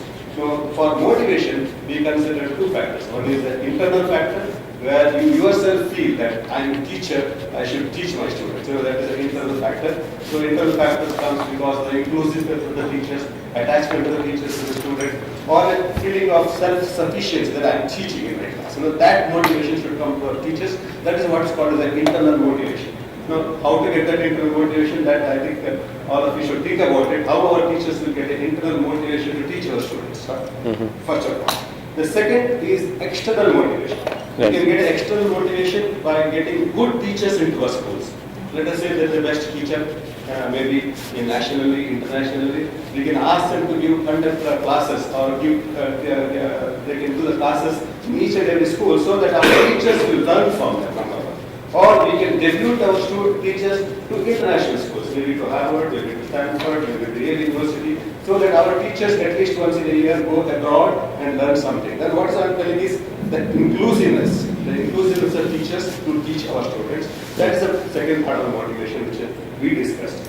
And also the last thing, the other thing which we talked about is encouraging the alumni of the particular school. If they have good teachers, we invite them to conduct classes in the schools. So there may be better. There are so many achievers in India. They are so good in math bee, they are so good in spelling bee. They are the chief of Microsoft, Google, and all such things. They can come and give a class. They take a class in our village schools, so that they can motivate them. So what is called as an external motivation. So all classes by the alumni of the class of the school. That is, I think, is one of the good protocol to create the motivation of our teachers. So these are external motivations. Then the fourth thing is teachers' assessment. What is called as the teachers' teaching assessment framework, validations and assurance of practice. For example, we doctors have a continuous assessment, whatever credit hours. If you go to a meeting, you get credit hours, 1 hour credit hour, 2 hours credit hours. We don't have any such validation with our teachers in this country. So what we feel that every year they should attend some meetings. or they should, what is the better? This is some sort of inclusiveness of teachers. They should attend some meetings, there should be some workshops for the teachers so that their priority is increased. Or they can go into online teaching classes and get some online certificates so that we should give credits for their remuneration, for their increment, for their promotions. We should see that some audit should be there for the teachers so that the quality of teaching will increase in this country. So then student and parent feedback to the teachers. That should be utilized for promoting our teachers in a school. Then coming to the research in teaching, what we personally felt that research is not equivalent to budget and research is not equivalent to publications or citations. That is supposed to be important. We always think there is one school has one university good research means they have spent a lot of money. Spending a lot of money is not the research. If you go to Mars in 1/6 of the cost, that means you are not an inferior research. Our research is as good as those who reach Mars. So the research is not budget, research is not publication. We should not think too much about publications, citations and budget. So research should be innovative and it should be good for our society. And peer teaching, that's what I told you.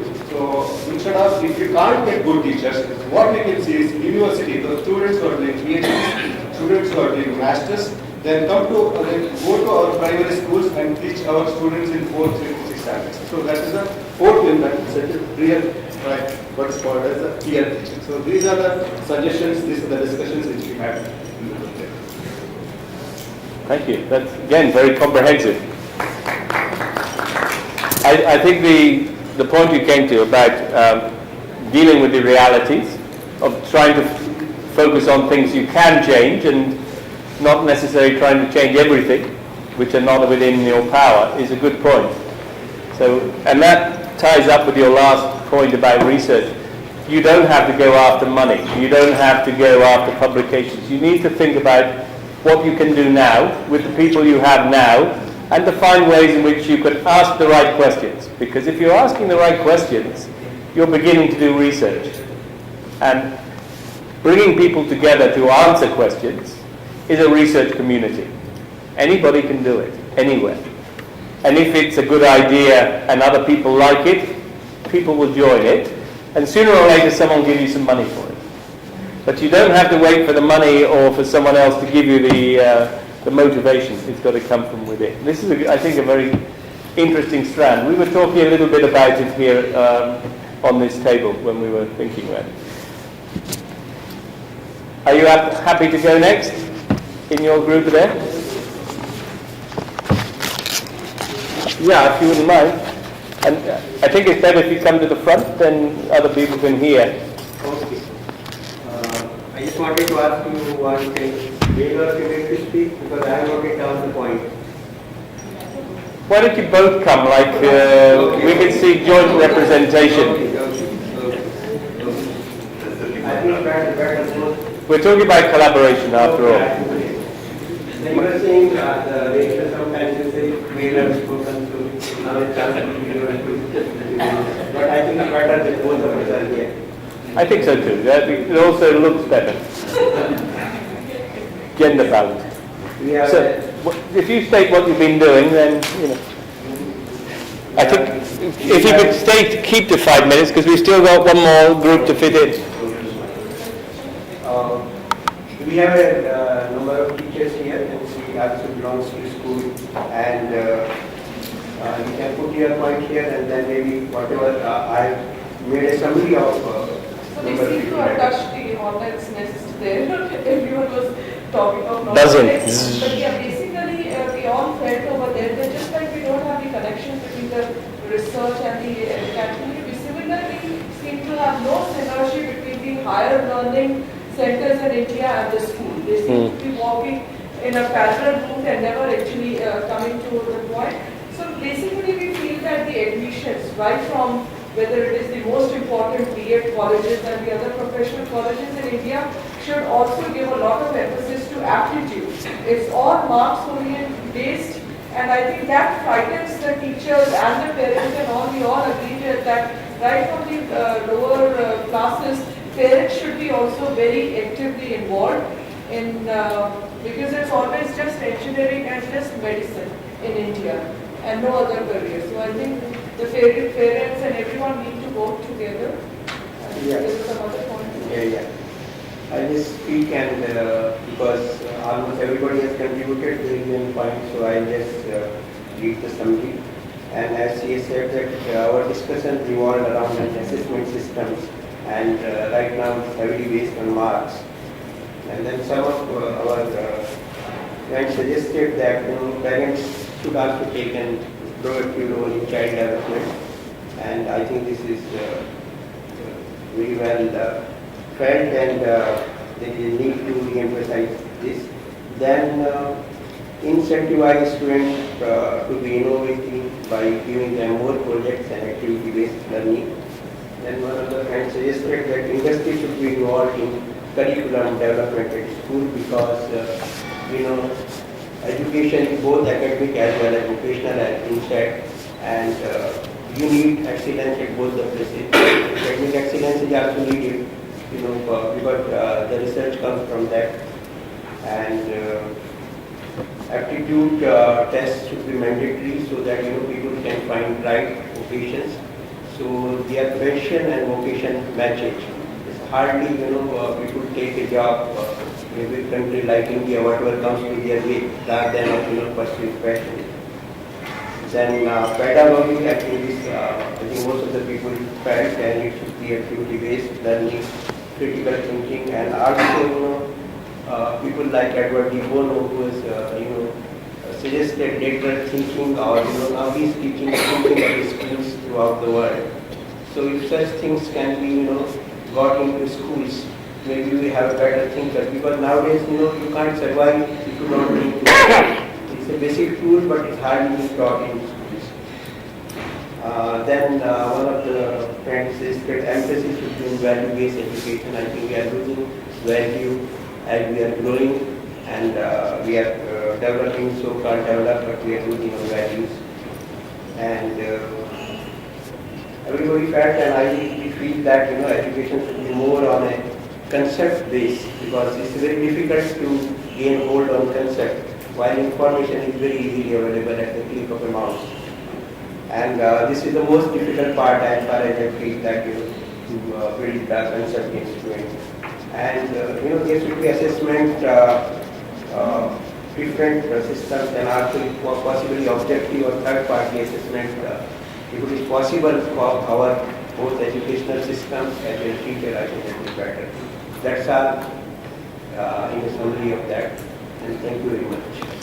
Thank you very much. I guess this year separately, one point was that. Then one of the friends told that autonomy for curriculum design should be there, and I think Professor Parikh also told that we should be capable enough to design our curriculum based on our needs. So I think this also point came from that, there should be more autonomy given to schools where they can design for a local need, as with time and again said that India is not one country but 29 countries. So we need local solutions and local educational needs. Once again, thank you very much. Good. That's a recurrent theme, how to individualize either at the level of the individual learner, but also perhaps at the individual school or region. So it's not only, this is the idea of the concentric circles, the individual, the school, the region, the country. And sometimes, as we heard from this group, the politics prevents you changing things at the country level. You can't just say you're going to pay your teachers more. But other things can be set up and developed very easily by a group of people deciding that they have enough autonomy already to make some decisions to do it differently. And if they don't have the autonomy, how can they get it? How can they change the management or the local conditions to do something which makes a difference? So diversity is part of the theme. Let's have another vision from this group at the back. This is the last one. Then we'll see if we've got any commonalities we can pull out. And I'll ask the chairs to say what they think are their top point or two. Over to you though now. Yeah, good afternoon everyone. Our topic of discussion would be employability. And on our panel we had a friend from Sri Lanka, Cambridge University and Dr. Vida, and we discussed about employability. So before I start, the major focus area for India would be employability. In the age group of 16 to 30 years of age, there would be around 35 or 40% of the population. So employability for India would be a very major factor. Right, and we will start with our first point of discussion would be what the industry wants us, what the industry, what types of jobs are there in the industry to cater, right? So we have to design a curriculum accordingly so that to cater maximum employability. The design should be a more focused one. And the second point of discussion was student interaction. We need to understand what expectations of the student are from a particular course, from what actually focus area he wants to work in.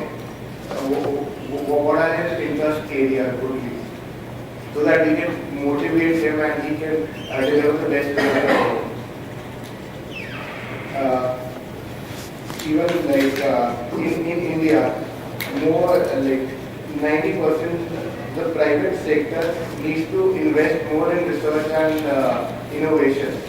We just read this, the 90% of the research is being taken care of by the government sector. The private sector needs to chip in more. Like we can take an example of pharma industry. The pharma industry basically spends most of its revenue in advertisement. I think it should focus more on the research so that they can cater to the needs in a better way. So we can, we had a member from Sri Lankan University, so we referred to a case study, and she told us that in Sri Lanka there is an engineering course in which the students work for 2 years internship. And they work from 8 to 4 on the job, and after 5:30 or 7:30 they do in training program, or they have classes. So these types of programs we need to incorporate so that the student is not the student can be more practically sound when he goes in for a job. And in the we need to have more of interdisciplinary area. We can have a course something like eco-physics. So the applicants in physics can be better at economics, and some arts background students can be more into they can into suppose arts graduate student would have problem in getting a job, maybe because of his economics or physics he can get a more better employability and he can fit in a better place.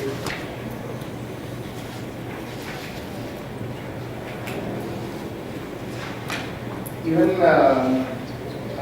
the government needs to put up more push in the startup. Nowadays the scenario is startup is very tagline. Everyone wants to start up, but we need to have a very good platform where the investors and the researchers can collaborate and develop something more fruitful in this. So I'll illustrate an example from Sri Lanka. We have a BSc program in Sri Lanka on entrepreneurship, where the students are trained. They have a interview based on the entrepreneurial skills right after school, and they enroll in for a course. And during that 4-year program, the student actually develops his own business, and after he graduates, he can actually run that program pretty well. Experiential there. So we need to focus on certain areas where we can create employability, which can be renewable energy. Renewable energy has a very wide scope in India. It can be solar, it can be wind energy, there are many forms. It can be on health and nutrition, there is a very attractive sector here. It can be digital, it can be education. Thank you. So, interesting points. Very, very good to have some ideas coming also from Sri Lanka. That's great. Thank you. Clearly within employability is what does society need?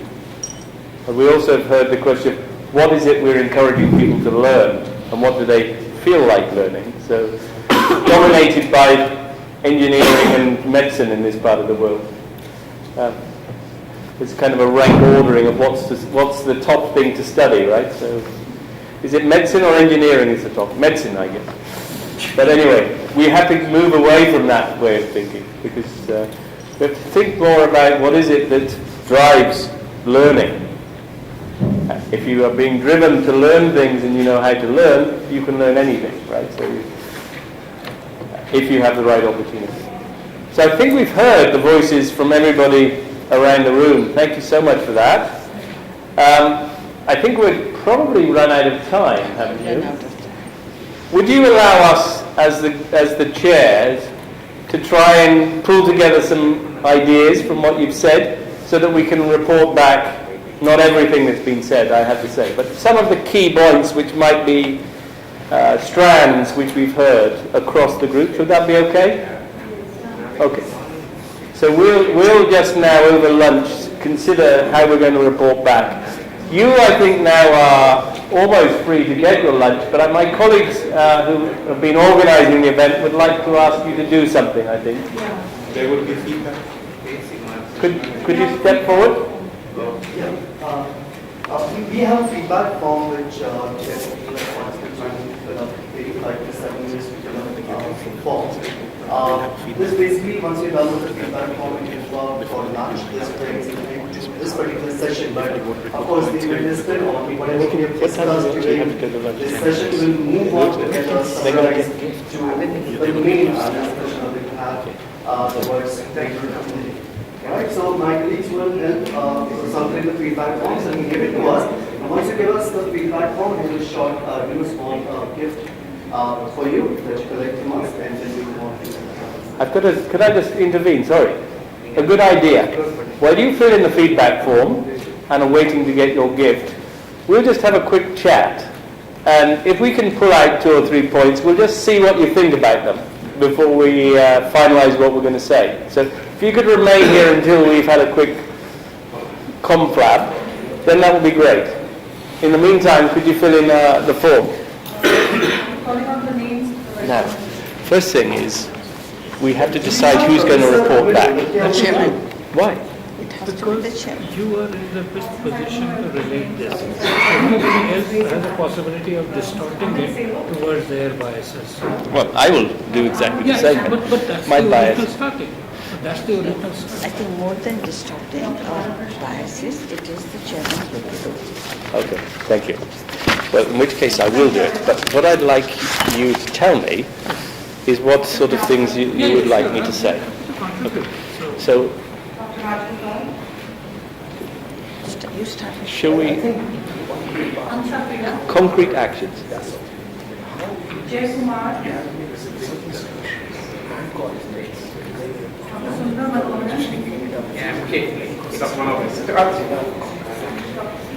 But that's not concrete, that's an idea. Shouldn't we say, could we find some examples where it could happen? Like a project. So come up with an idea for a project and then see if we can make it part of the project that everybody has to collaborate. Can we, because in all these discussions, finally, we're also talking of English. So communication, cognitive ability and efficient delivery of the project. Assessment of the project, all in terms of maybe even if necessary additional intervention of communication. Also doing the cognitive ability assessment and saying how this efficiently enhances delivery of the process or course of it. Can that be something which is of interest to you? I'm not quite sure I've understood what you mean. But can I just say, let me try, because if I'm going to report it.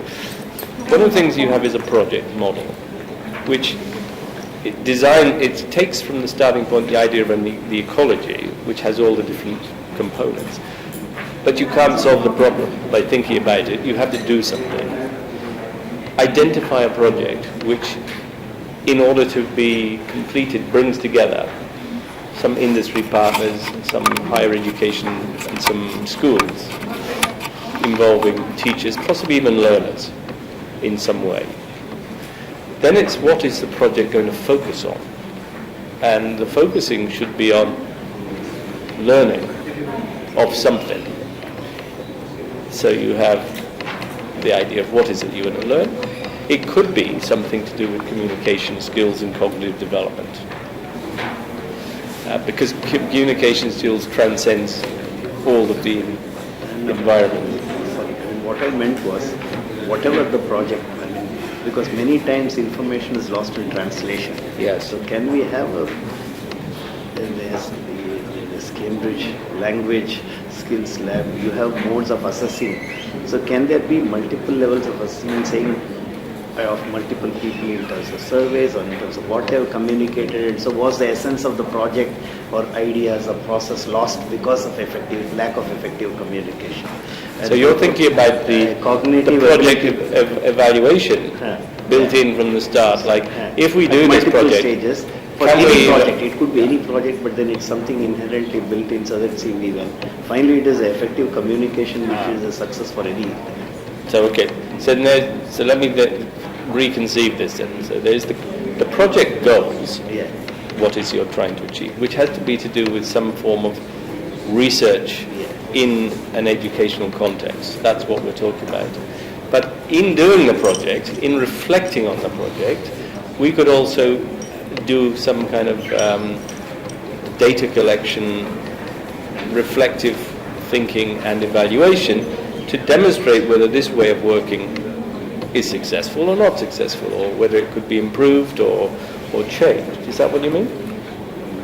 No, because we are talking of teaching and learning. Yes. And their communication itself is an issue. I mean, this teacher, I have a level of English, my colleague has a different level of, so that also be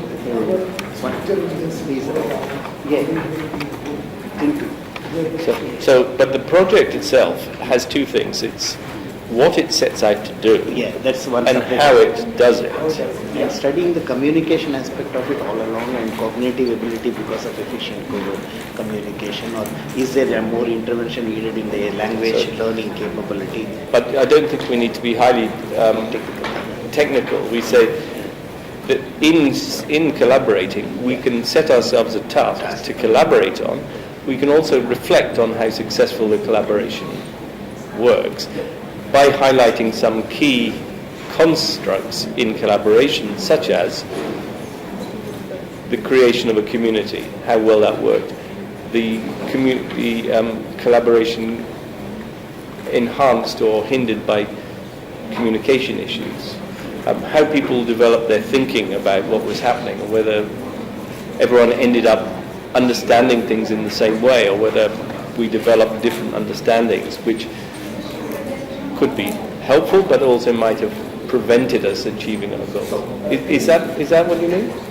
Yeah, I mean, to some extent, I believe somehow communication is a big gap everywhere. Yes, but that might be the thing we're trying to, that might be the target. It's how do we improve communication skills for learning, both as a way of developing learning, but also as developing outcomes which society needs. Does that make sense, what we're saying? Do you agree with this? My feeling is we are looking at an existing problem Which and is? trying to education and modify it. Yes. It's time that we look at the future and the kind of issues which are going to emerge. But the project could be about the future. It doesn't have to be about the present. So if you chose a collaborative project, to do it about the future. the vision of the project could be, so you've got the project itself and how it works, which is all about the nature of collaboration in this one. But then it's, what are we researching? What is the topic?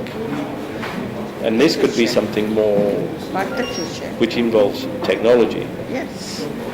And something transformative, like the ideas we were heard about from some of us, that you don't have to assume it will always be the same. Because if you have the right mindset that it's going to change, you don't have to wait for God to give you the money or give you the plan. But you can come up with a plan and you can do it.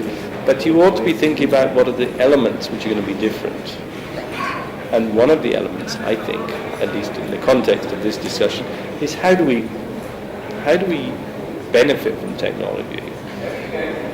How does it disrupt us to cause us to change, but not disrupt us to the extent that we can't actually do anything with it? It's coming to a pragmatic view of probably, like we were talking about, small stages of incremental change and continuous improvement. One thing is very clear that the assessments have to change. Yes. This assessment on grades and 94 is better than 92, and everybody chasing that is the biggest problem. Core of the problem is everybody, they're not chasing learning, they're not pursuing learning, they're chasing marks. And there have to be alternative methods which are more reflective or indicative of what you replace. This to me is the number one issue on which all of us come together. In my talks I often say the roadmap should come with a statutory body that the marks obtained by the candidate have no correlation with the real ability. Any product we find is purely incidental, it is not part of the design. This is what we say in more detail. It's a health warning. That's right. The Disclaimer. other thing I think that is coming out very interestingly and it's a very good project is how to implement technology while students. Okay. Instead of waiting for graduation, in the last 2 years of school. That was the idea from Sri Lanka. That was a good idea. That's a very good idea. I get it. Instead of waiting for employment and jobs and being job ready, you get ready to do things. Now you may do this as an employee or you may do this as an independent. So it's breaking down the transition point. Because the moment you get graduated from school, then you go to further education, then you get a job. And you're not ready for the job until you are in the job, right? So it's not ready.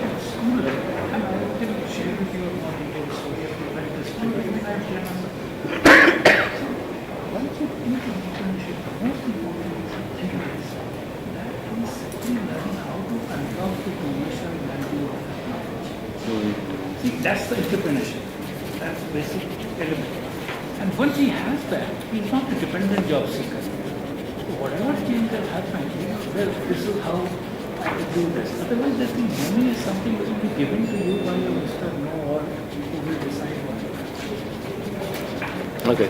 So let's see if we can summarize this then. And one more thing. I think we need some program that show weekend kind of thing with the project and design to awaken the learner within, to awaken the teacher within, to awaken the parent within.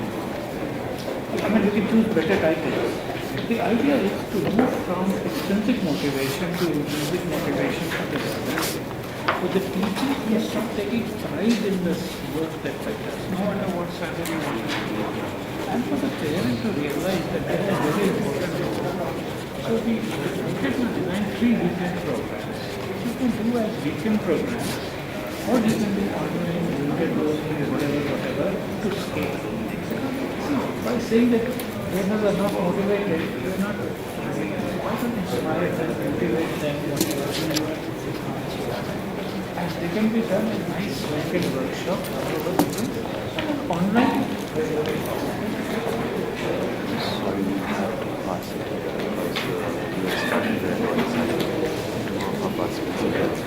Do what? Two of the participants will be assigning their Okay, thank you everybody for staying. We've got some ideas. What we think we have to do is to create a concrete example of how things might change by creating better collaborations. Collaborations between industry partners, higher education, schools, and the participants, the teachers and learners. So this is a very big idea, which everyone thinks is a good idea. What we have to do is just come up with something which might be called a project, or a program of activities which are very concrete, which could narrow the focus to 1 or 2 things we might do over a period of time, which would allow us to investigate the nature of the collaboration and reflect on how well it works, and itself is in a sense a form of self-reflective research. You know, if we're going to do it, does what we suggest work as a kind of way of organizing things? But what we need to do is to choose a topic or a set of issues which would form the basis of a collaborative project. And really one of the things which comes up here is something which looks at slightly different ways of doing things, which moves us on.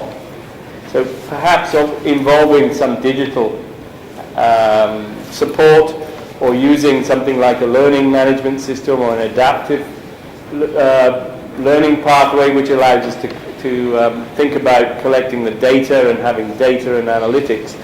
But we also perhaps need to reflect on what it is that drives the negative at the moment, and why do we get negative impact.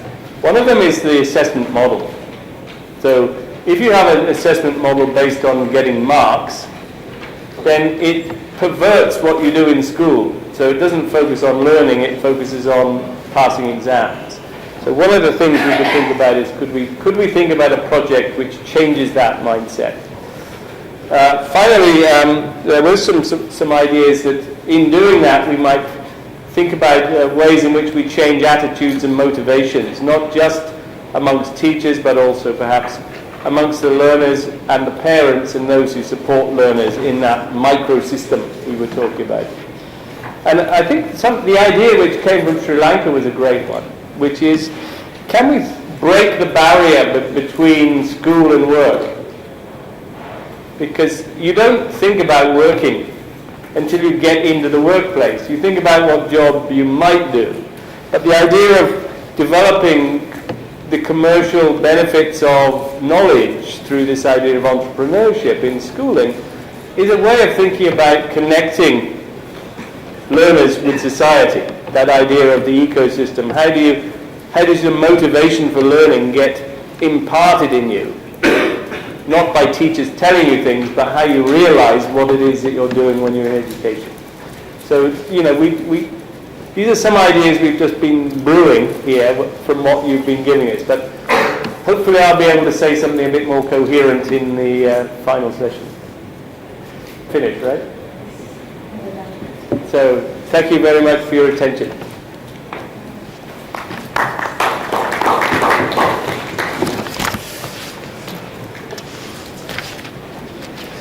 I'm not sure it captures entirely what we said, but something along those lines. But the idea is we don't know what the project is. Yes. But we need to have one. Otherwise nothing will happen.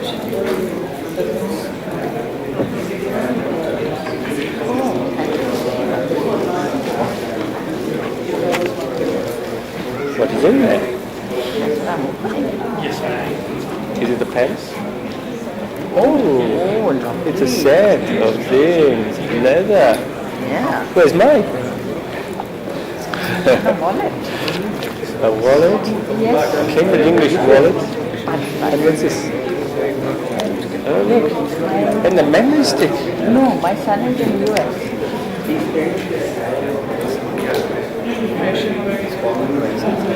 Why? Health sciences, we are from Chennai. My husband was in here. Let me just give you my card. Did I do that? Yes. Thank you. Come on, thank you for coming all the way up here. Let me give you my... Thank you very much. Yes. Yes, yes, yes. What is it? I do get one, but... Nice meeting you. अरे यहाँ पे कोई भी नहीं है।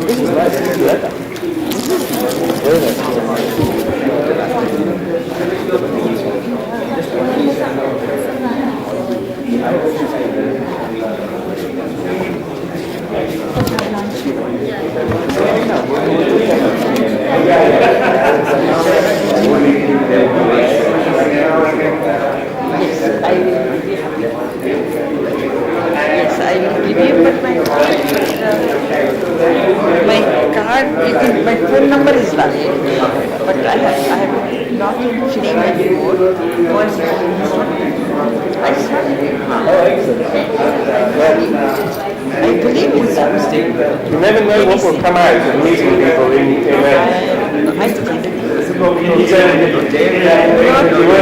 Yes, I know him. Not a clinic, but he did personal growth labs. Yeah, that's a lab. Yes, lab. yes, yes. We have frequently from one and Yes, yes, so yes. we're all friends over here. Told yes, quite a lot about you and how you are specialists and Oh, I haven't finished completely. I'll just give it to you. Just 2-3 questions. My understanding is My phone number is